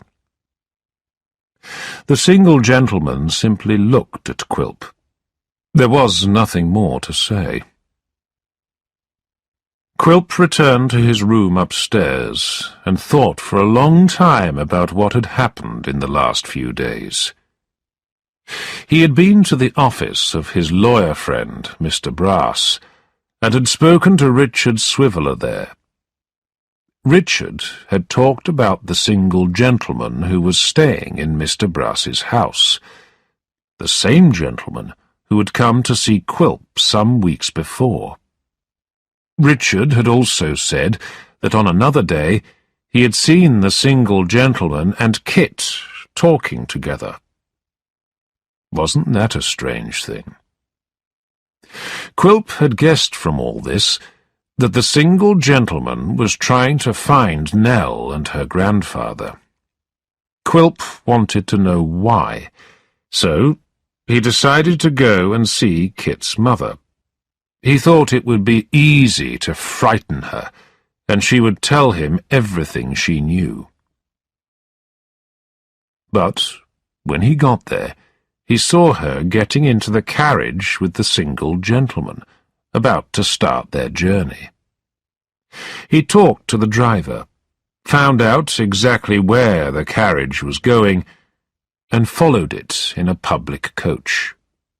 And now they had all met in this public house. So, Quilp said quietly to himself. that horrible boy, Kit, keeps getting in my way.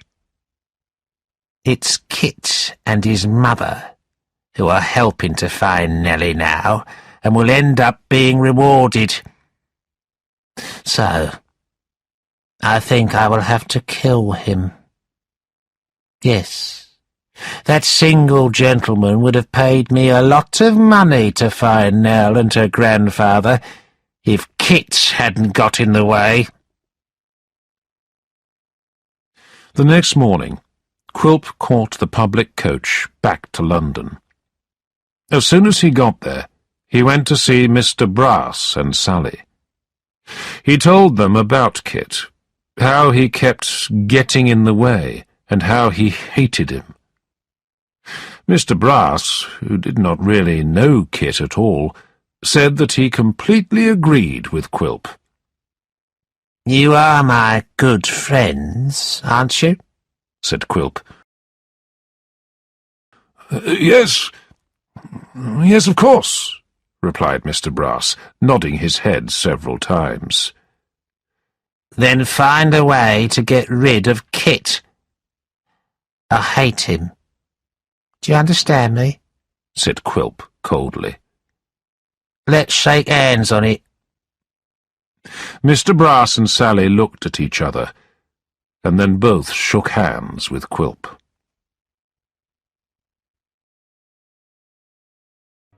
Chapter 15. A Village Life. When Mr. Martin, Nell and her grandfather arrived at the village, Mr. Martin went to get the keys to his new house. Nell and the old man waited near the church. When Mr. Martin returned, he had a surprise for his travelling friends. "Do you see that house there?" he asked, pointing to a very old but pretty house nearby. Nell nodded. "Well," he continued, "it is yours, for as many years as you want it." "Ours!" cried the child. "Yes," replied Mr. Martin happily. "There are 2 houses, and I will be living in the house next door to that one." He then explained to Nell a little more about the house. The woman who had lived there used to look after the church keys. Her job had been to open and close the church and show it to visitors. She had died a few weeks before, and a new person was now needed to do this job and live in the house. Nell could be that person. It was like her job with the waxworks. "I've spoken to the clergyman. The job would give you some money," said Mr. Martin. "It wouldn't be very much, but enough money to live on in this simple place." "Thank you so much," cried the child. For the next 2 days they cleaned and prepared the houses. Nell still did not feel well, but she did her best to work hard. Some of the local people came to welcome them, to offer their help, or to bring some food. Nell was given the keys to the church. She spent some time on her own, walking slowly around it. At first she felt happy and calm to be in the beautiful church, but seeing all the graves in the graveyard made her feel sad, because many of them were where children had been buried. She sat down near one of these graves and started to cry. Mr. Martin, walking past, saw her. "Nell, what's wrong?" he asked her. "It makes me so sad that these children who have died are forgotten so quickly," she answered. No, disagreed her friend. "No one who dies is forgotten. Perhaps there are no flowers on these graves now, but these people are not forgotten. All of the good things they did will live on in the hearts of the people who knew them." Nell smiled a little, but she looked tired, and her skin seemed white in the sunlight. The next day, Nell started to tidy up the graveyard and plant flowers on some of the graves. She worked all day there, and her grandfather helped her. Later in the afternoon, Mr. Martin came and watched her working. At first he smiled, because she had started to make the graves look cared for and bright. But then his heart became heavy, and he sat in silence when he realized that Nell had only worked on the graves of children. Her grandfather had noticed the same thing. He stood for a moment with a worried look on his face, and then moved towards Nell and put his hand gently on her shoulder. He told her how she was growing stronger and stronger each day, and would soon become a woman. The weeks passed, and the new village began to feel like home. But Nell still seemed tired and ill, and spent a lot of time sitting quietly looking into the fire. Both her grandfather and Mr. Martin were very worried about her. Chapter 16. There are problems for Kit. Back in London, Richard Swiveller was alone in Mr. Brass's office, relaxing in a chair. There was a knock at the door, and when he opened it, he saw Kit standing there. "Is your lodger at home?" asked Kit. "I have a letter for him, from Mr. Garland." Not long after this, Mr. Brass and Sally returned. When they heard that Kit was upstairs visiting the single gentleman, Mr. Brass immediately sent Richard out to deliver a letter. Mr. Brass and his sister whispered for a few moments, and then Sally went to the kitchen. Mr. Brass sat alone in the office with the door open, and waited for Kit to come downstairs. Kit, after quite some time, came downstairs, and Mr. Brass called out to him. "Kit," he called, "could you come in here before you go?" Kit shyly stepped into the room. "Oh, dear," said Mr. Brass. "The last time we saw each other was when Mr. Quilp made the old curiosity shop and everything in it his own. What must you think of me? But, Kit, that was a painful job for me." Kit did not know what to say, so he stayed silent. "The only good thing in my job, Kit," added Mr. Brass, the lawyer, "is that at least I can help the people who are hurt when something like that happens. I want you to know that I tried to stop Quilp," he continued. "I begged him to let the child and her grandfather stay for a few days in the house. And I saw enough while I was there," said Mr. Brass, "to know that you are a good person with a good heart." "Mr. Brass doesn't seem a bad person after all," thought honest Kit. "Anyway," said Mr. Sampson Brass, pointing to 2 half-crowns on the desk, "I want you to take these." Kit looked at the coins, and then at Mr. Brass. "They are from the lodger upstairs," said Brass. "But he's a very private man, so it's best if you don't tell anyone, or say they are from me, if you want to. Take them. And I don't think these will be the last coins he will give you. Goodbye, Kit." Goodbye. Kit took the money, thanked Mr. Brass many times, and left the office. A moment later, Sally appeared. "So," said Sally. "did it go all right?" "Oh, yes," replied Mr. Brass with a smile. "It went very well. Kit comes here at least once a week, so I will call him into the office the next time he comes too." When Richard Swiveller was in the office and not out delivering important messages, he was often alone. He was a lazy man, and would play cards on his own rather than do any work. One day, as he was playing cards, he heard someone moving just outside the office door. He saw it was the thin servant girl who had been watching him through the keyhole in the door. "Why don't you come in here, and I'll teach you to play cards," said Richard.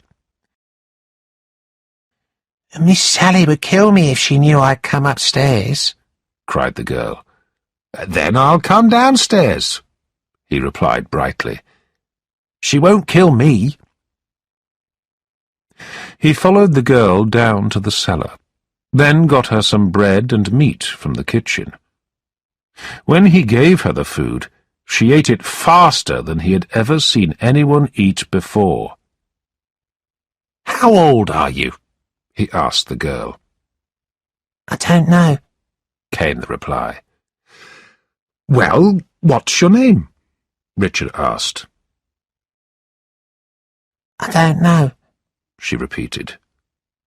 "Oh," said Richard, a little shocked. "Then I will call you the Marchioness." Richard taught her to play cards, and they played until it was time for Richard to go home. After that, they secretly played cards together many times, and they became good friends. A couple of weeks later, Sally Brass told Richard that she was worried about something. She asked him if he had seen a silver pencil case. He replied that he had not. "It has disappeared," Sally said. "and I think someone has stolen it. Other things have gone missing too. 4 half-crowns have disappeared as well."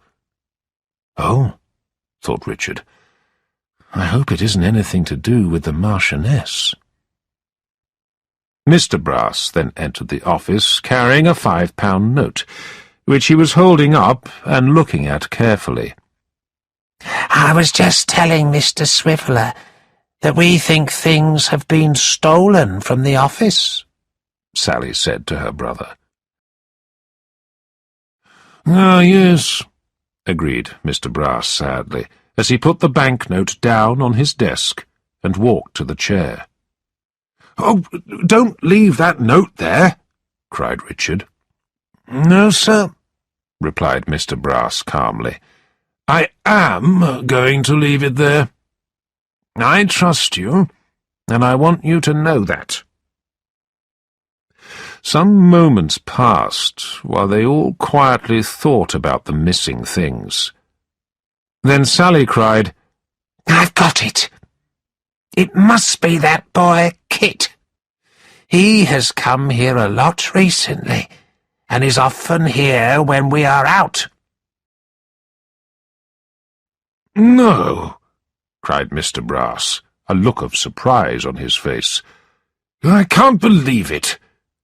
Kit is such an honest boy." Then, strangely, there came a knock at the door, and Kit himself walked into the house and went upstairs to see the single gentleman. Immediately, Mr. Brass sent Richard away to take a letter across town, and Sally went to the kitchen. When Kit came back downstairs, Brass called him into his office. "Come on in, Kit. Put your hat down there," said Mr. Brass. Kit put his hat down on the desk, and they talked for a few minutes about Mr. Garland and his family. As they talked, Mr. Brass picked up the hat and moved it several times around the desk. The desk was covered in papers, and it seemed that Mr. Brass was looking for something. Then, quite suddenly, Mr. Brass said, "Oh, I need to go upstairs for a minute to check something. Would you mind keeping an eye on the office for me while I'm gone?"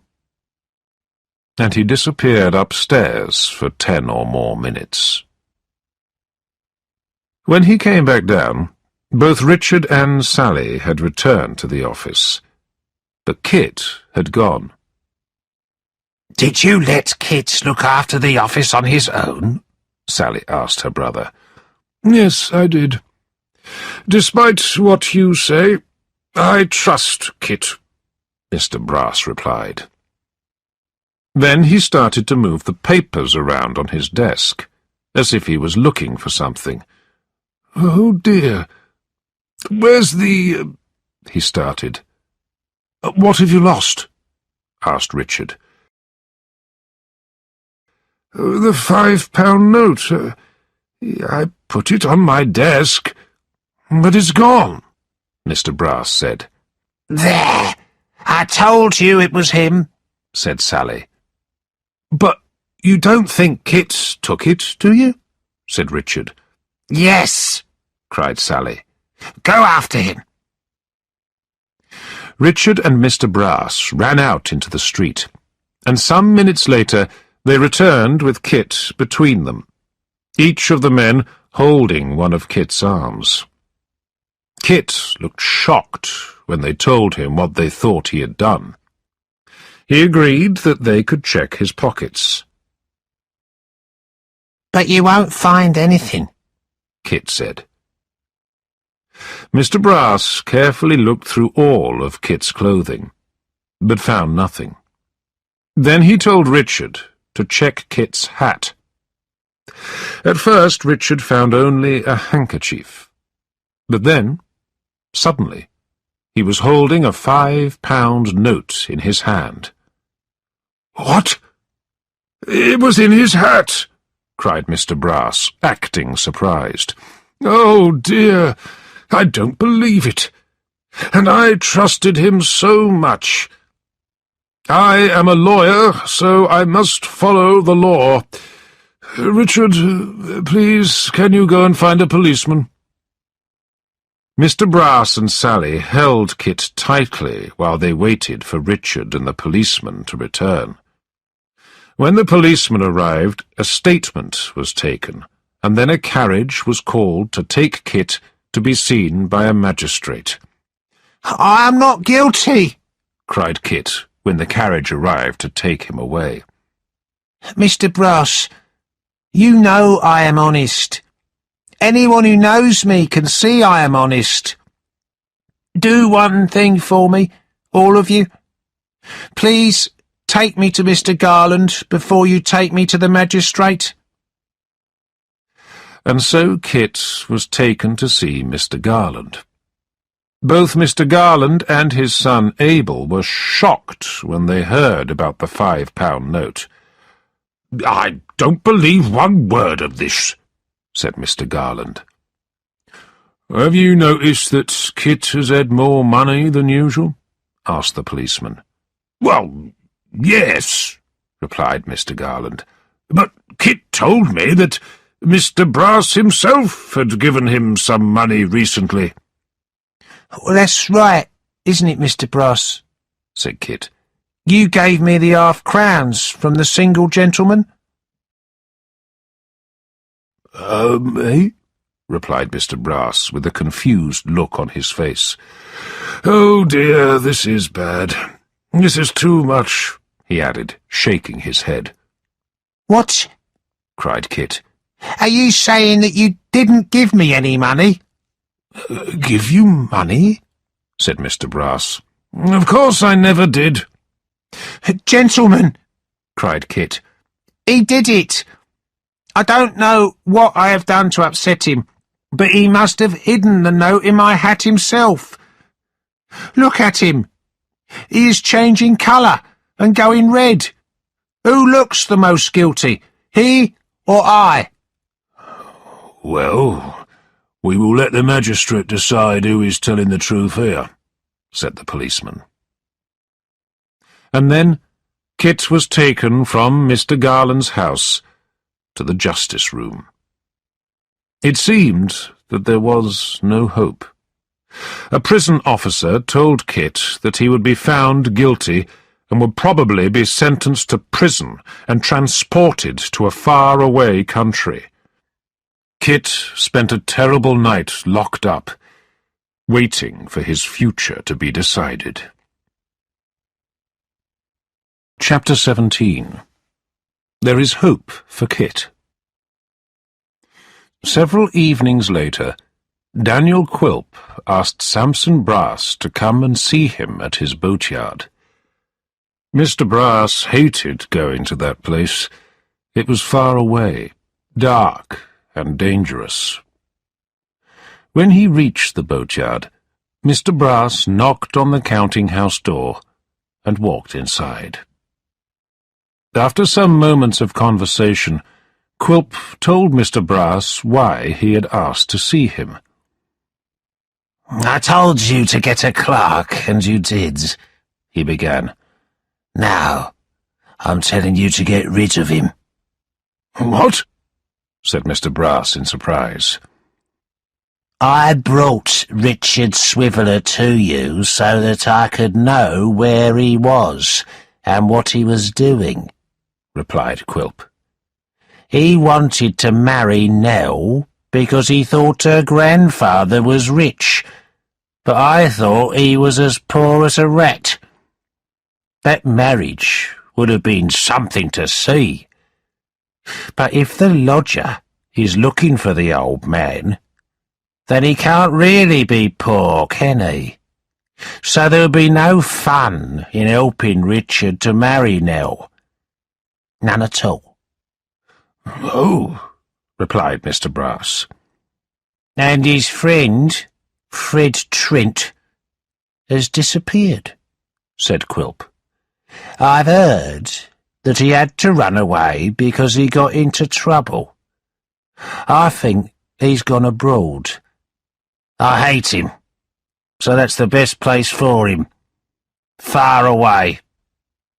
"Yes, of course," agreed Brass.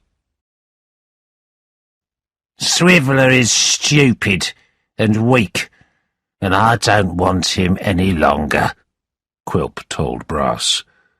"Do what you like with him. Kill him, or let him die of hunger. I don't care. But as soon as Kit's trial is finished, get rid of Richard." A few days later, Kit's trial was held. The trial did not go well for Kit, and he was found guilty. Kit was shocked, and his mother was very upset and could not stop crying. Richard Swiveller kindly took her home. Then he returned to Mr. Brass's office. He was beginning to think that perhaps Kit was innocent. But Richard had some bad news of his own when he arrived at the lawyer's office. His boss told him that he was no longer needed there, and that he should look for work somewhere else. Richard was shocked and angry. He picked up his things and left without saying goodbye. The last few days had been difficult for Richard Swiveller. That night he became very ill with a high temperature. He went home and went to bed, and fell into a terrible half-sleep, during which he did not know what time or day it was. When at last he started to feel a little better, he realized that there was someone in the room with him. As he slowly opened his eyes, he saw the Marchioness. "Yes, It is her, he thought, sitting at my table, playing cards by herself. When she saw him looking at her, she started to cry with joy. Richard had been very ill for nearly 3 weeks. When the Marchioness had heard that he was ill, the only person who had ever been nice to her, she had run away from Mr. Brass and Sally. She had stayed at Richard's apartment and looked after him. She told him that Kit had been sentenced to transportation, and that she felt terrible about it because she knew he was not guilty. She said she had heard Mr. Brass and Sally talking about Kit, and about how Daniel Quilp had asked them to get rid of the boy. She had also heard them planning to hide the £5 note in Kit's hat. When the Marchioness had finished talking, Richard was very upset and angry about what he had just heard. Kit really was innocent. Richard was too weak to get out of bed, so he sent the Marchioness to go and bring Mr. Garland at once. Chapter 18. Quilp's Luck Changes. When Richard woke up the following morning, he could hear quiet voices in his room. Mr. Garland, his son Abel, the single gentleman, and the Marchioness were all there. Before he ate his breakfast, he asked Mr. Garland an important question. "Is it too late to save Kit?" he asked. No, I don't think so, replied Mr. Garland. With the information we have, we think we might be able to save him. But we are not sure that there is enough information to put Quilp, who is the real criminal, in prison. "Oh," said Richard, "but there must be a way of catching him." Well, we hope that we can get Sally Brass to admit to what she has done. That might give us the information and proof that we need, explained the single gentleman. When she finds out how much we know, and how we know it, he continued, she will realize that she's in serious trouble. And she might want to tell us about her brother and Quilp. They decided to send a message, asking Sally to come and meet an unknown friend as soon as possible at a nearby coffee house. It was only an hour or two later that Sally appeared at the coffee house. She was shocked to see Mr. Garland and her lodger waiting there for her. "Miss Brass," started Mr. Garland, "we have found your missing servant girl." Have you? She said coldly. That girl is trouble. Mr. Garland explained in detail what the Marchioness had told them, what she had heard Mr. Brass and Sally saying about Kit. When they had finished talking, Sally said nothing. "So," Mr. Garland then said, "I think you know the trouble you and your brother are in. But Quilp is a much more serious criminal than either of you. If you help us to catch him, it will make your crime look smaller." Hearing this, Sally Brass said nothing but thought carefully. At that moment, her brother Samson Brass appeared. He explained that he had followed his sister and had been listening to the whole conversation. He looked terrible and had cuts on his face. "Look at me," he said. "Who do you think did this to me? Yes, Daniel Quilp.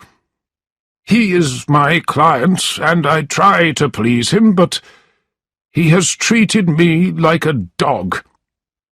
Some of the truth is out now, and I'm going to tell you everything. I want to get him before he gets me." Then, very quickly, Mr. Brass told the whole story from start to finish. When he had ended his story, the men told him to write it down on paper. They said he would have to be sent to trial, too. Sally Brass was very angry that her brother had told them everything so quickly and easily, but there was nothing she could do. Later that evening, the written statement was taken to the Justice House. They were told that a warrant for Quilp's arrest would be prepared the next day, and that Kit would be freed very soon. Mr. Garland and the single gentleman returned to Richard's apartment to tell him the good news. He and the Marchioness were very happy to hear that Quilp would be arrested, and Kit would be freed. The next morning, Richard received a letter from a lawyer. He did not know what this letter would say, but he opened it. He was shocked when he read it. In the letter, it read that his rich aunt had died, and that she had left him £150 a year. It was not the large inheritance that he had hoped for, but it would be enough for him to live a comfortable, if simple, life. "What a letter!" said Richard to himself, laughing and crying at the same time. "I will use this money to look after the Marchioness and make a lady of her," he promised. Quilp, who had not left his counting-house for several days, also received a letter. When he opened it, he saw that the letter was from Sally Brass. This is what the letter said. "Samson has told several people exactly what has happened. They know everything. Some strangers are coming to catch you. You must run away quickly. I have disappeared, and you should too." Quilp was shocked and angry. He decided that he would leave the boatyard that night while it was dark. He closed up the counting-house and pushed a few things that he might need into his pockets. As he did this, he talked to himself all the time. "Oh, Samson Brass, if I ever see you again, I will kill you," he cried. "But Sally, why did you let him tell them? You should have stopped him. Oh, At that moment, there was a knock at the door. He blew out the candle, and suddenly it was quite dark. He walked through the counting-house and out through the back door to the side of the river. I'll climb over the wall at the end of the yard and escape," he told himself. But as he moved in the darkness, he fell. The next moment, he was fighting with the cold, dark water of the river. He could still hear the knocking, and now he heard shouting. He knew the voice. Yes, it was the young boy who worked for him. Quilp moved his arms and legs wildly and tried to call out to him. But it was too late. His clothes were wet and heavy, and the water pulled him down towards the bottom of the river, until he stopped moving. Quilp would never move again. He was dead. Chapter 19. The single gentleman shares his story. Kit was now happier than he had ever been. He had heard the news about Mr. Brass and Sally, and had been told that he was now a free man. Mr. Garland came as quickly as he could to get Kit from the prison and take him home. When they arrived back at the Garlands' house, Kit's mother was there, with his 2 brothers, and she was crying with joy. Mrs. Garland, Abel, Barbara, and the single gentleman were there too. They were all very excited and pleased to see Kit, especially Barbara. They laughed and talked and gave Kit special presents to welcome him home. After a while, Kit realized that he had forgotten to say hello to another friend. He quietly walked out to the back of the house to the stables, where Whisker the pony was kept. He put his hand on Whisker's neck and spoke to him gently. As he was talking, he heard someone move behind him. It was Barbara. What was Barbara doing here? "Oh, Kit," she said, "is it really you? Are you really back here safe with us? Oh, we've missed you so much."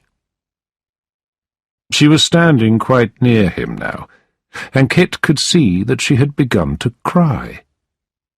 Without thinking about it, he put his arm around her and dried her cheek.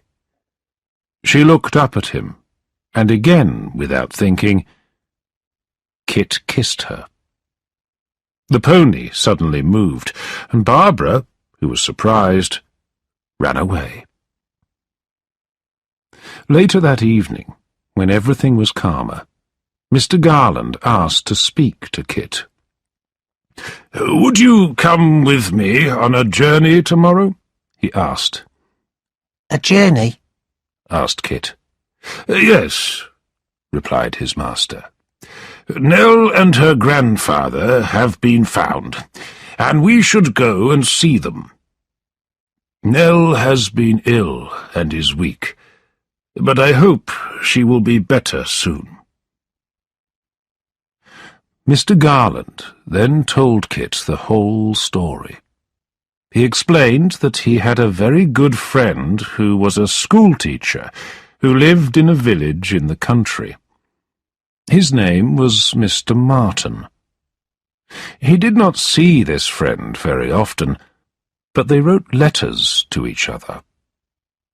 In one of his letters, Mr. Martin had described helping 2 new people in the village, a young girl and her old grandfather. He wrote about how they had been travelling and were poor. When Mr. Garland had read this, he thought they might be Kit's friends. So he wrote a letter asking Mr. Martin for more information. That very day, a reply had come which said that yes, they were Nell and her grandfather. Kit was very happy, and said that of course he would be ready for the journey the next morning. He found it difficult to sleep that night, because he was thinking about Nell, and about Barbara. Early the next morning, Mr. Garland and the single gentleman climbed into the carriage. Kit climbed up onto the back of it, and they began their long journey. They travelled all day and into the evening. After a long silence in the carriage, the single gentleman turned to Mr. Garland and asked him if he was a good listener. "Oh, yes, of course," he replied, "if the story is interesting." "Then there is a short story I want to tell you," the single gentleman began. "There were 2 brothers who loved each other a lot. There was an age difference of 12 years between them. Happily, they both fell in love. But sadly, It was with the same woman. The younger brother was the first to realize this, and he was very upset about it. When he was a child, he had been very ill and weak, and his older brother had looked after him very carefully for years. The younger brother decided not to say anything about the woman, because he wanted his brother to be happy. He left the country. The older brother married the woman and was very happy for a while. But then his wife died and left him with a daughter. This daughter was beautiful and was exactly like her mother.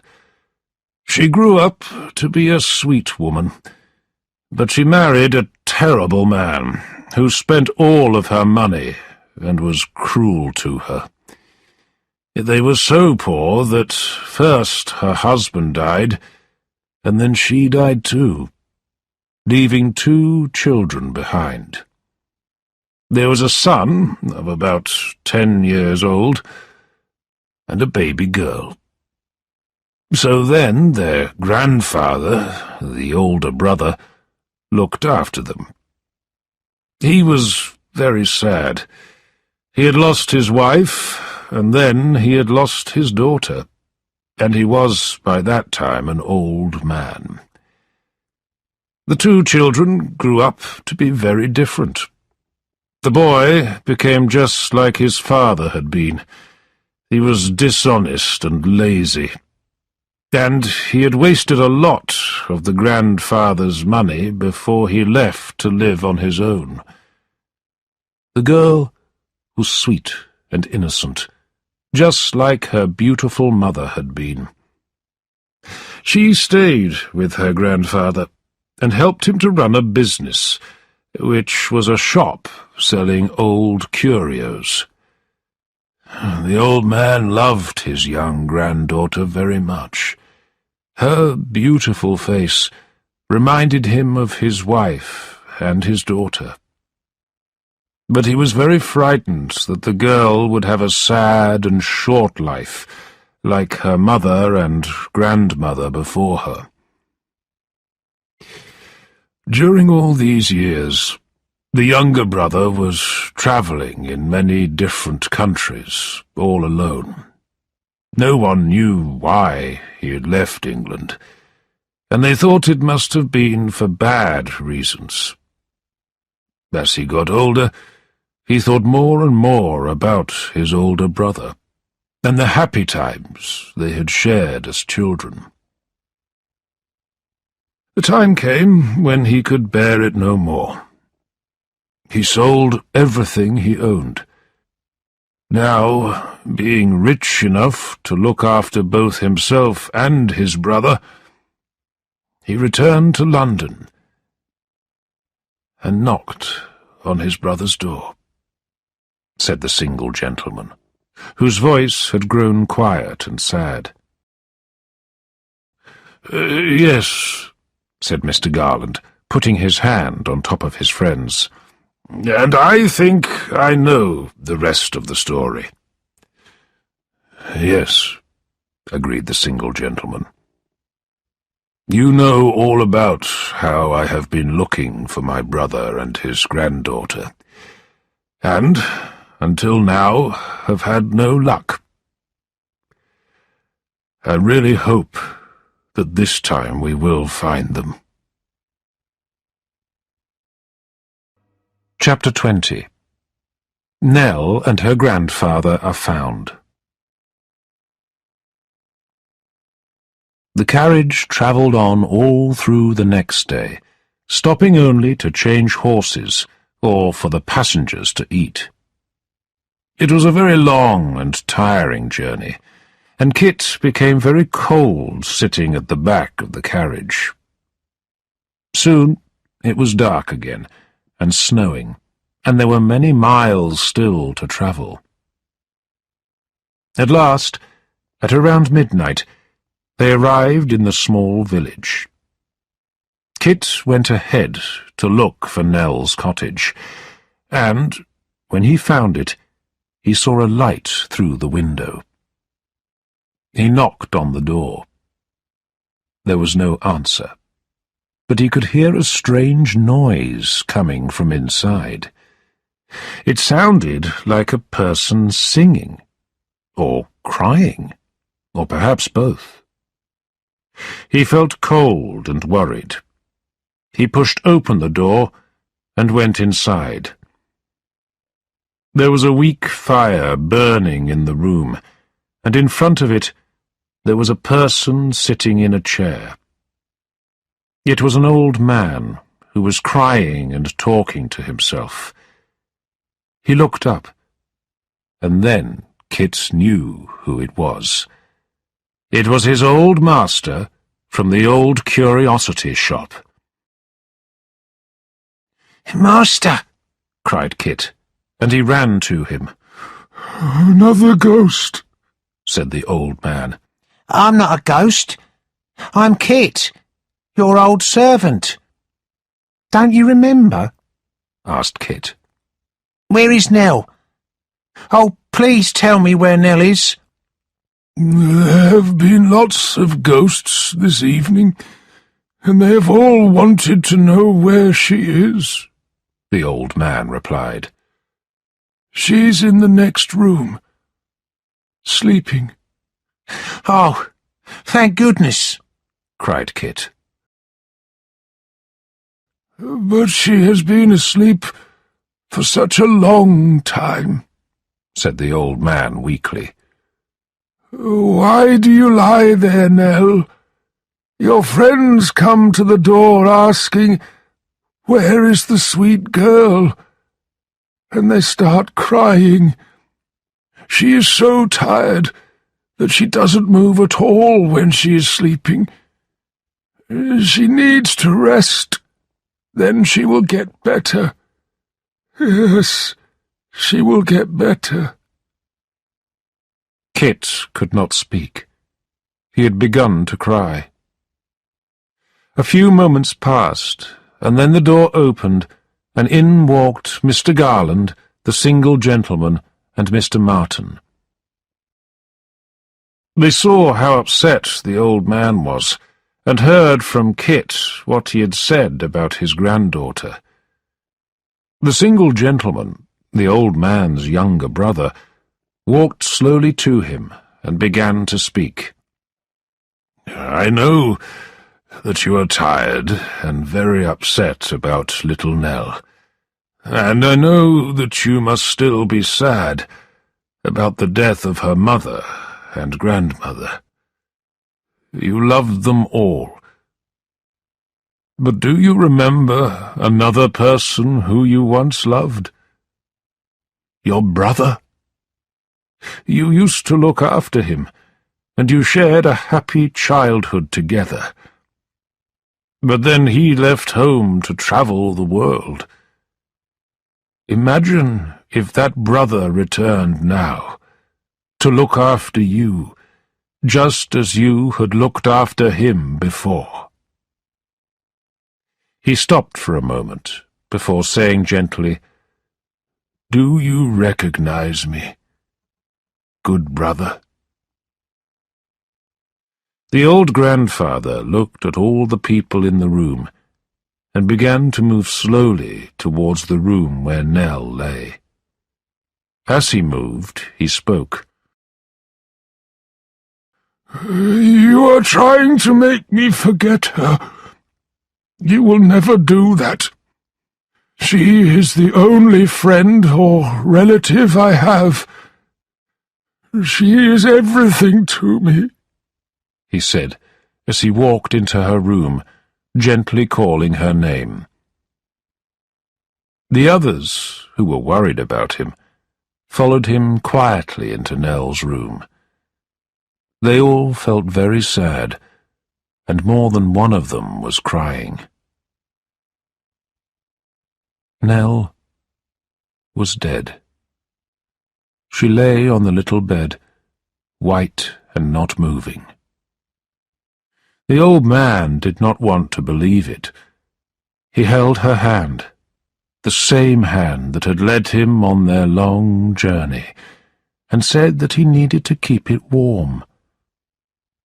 But it was too late. Sweet, kind Nell was dead. She had been dead for 2 days.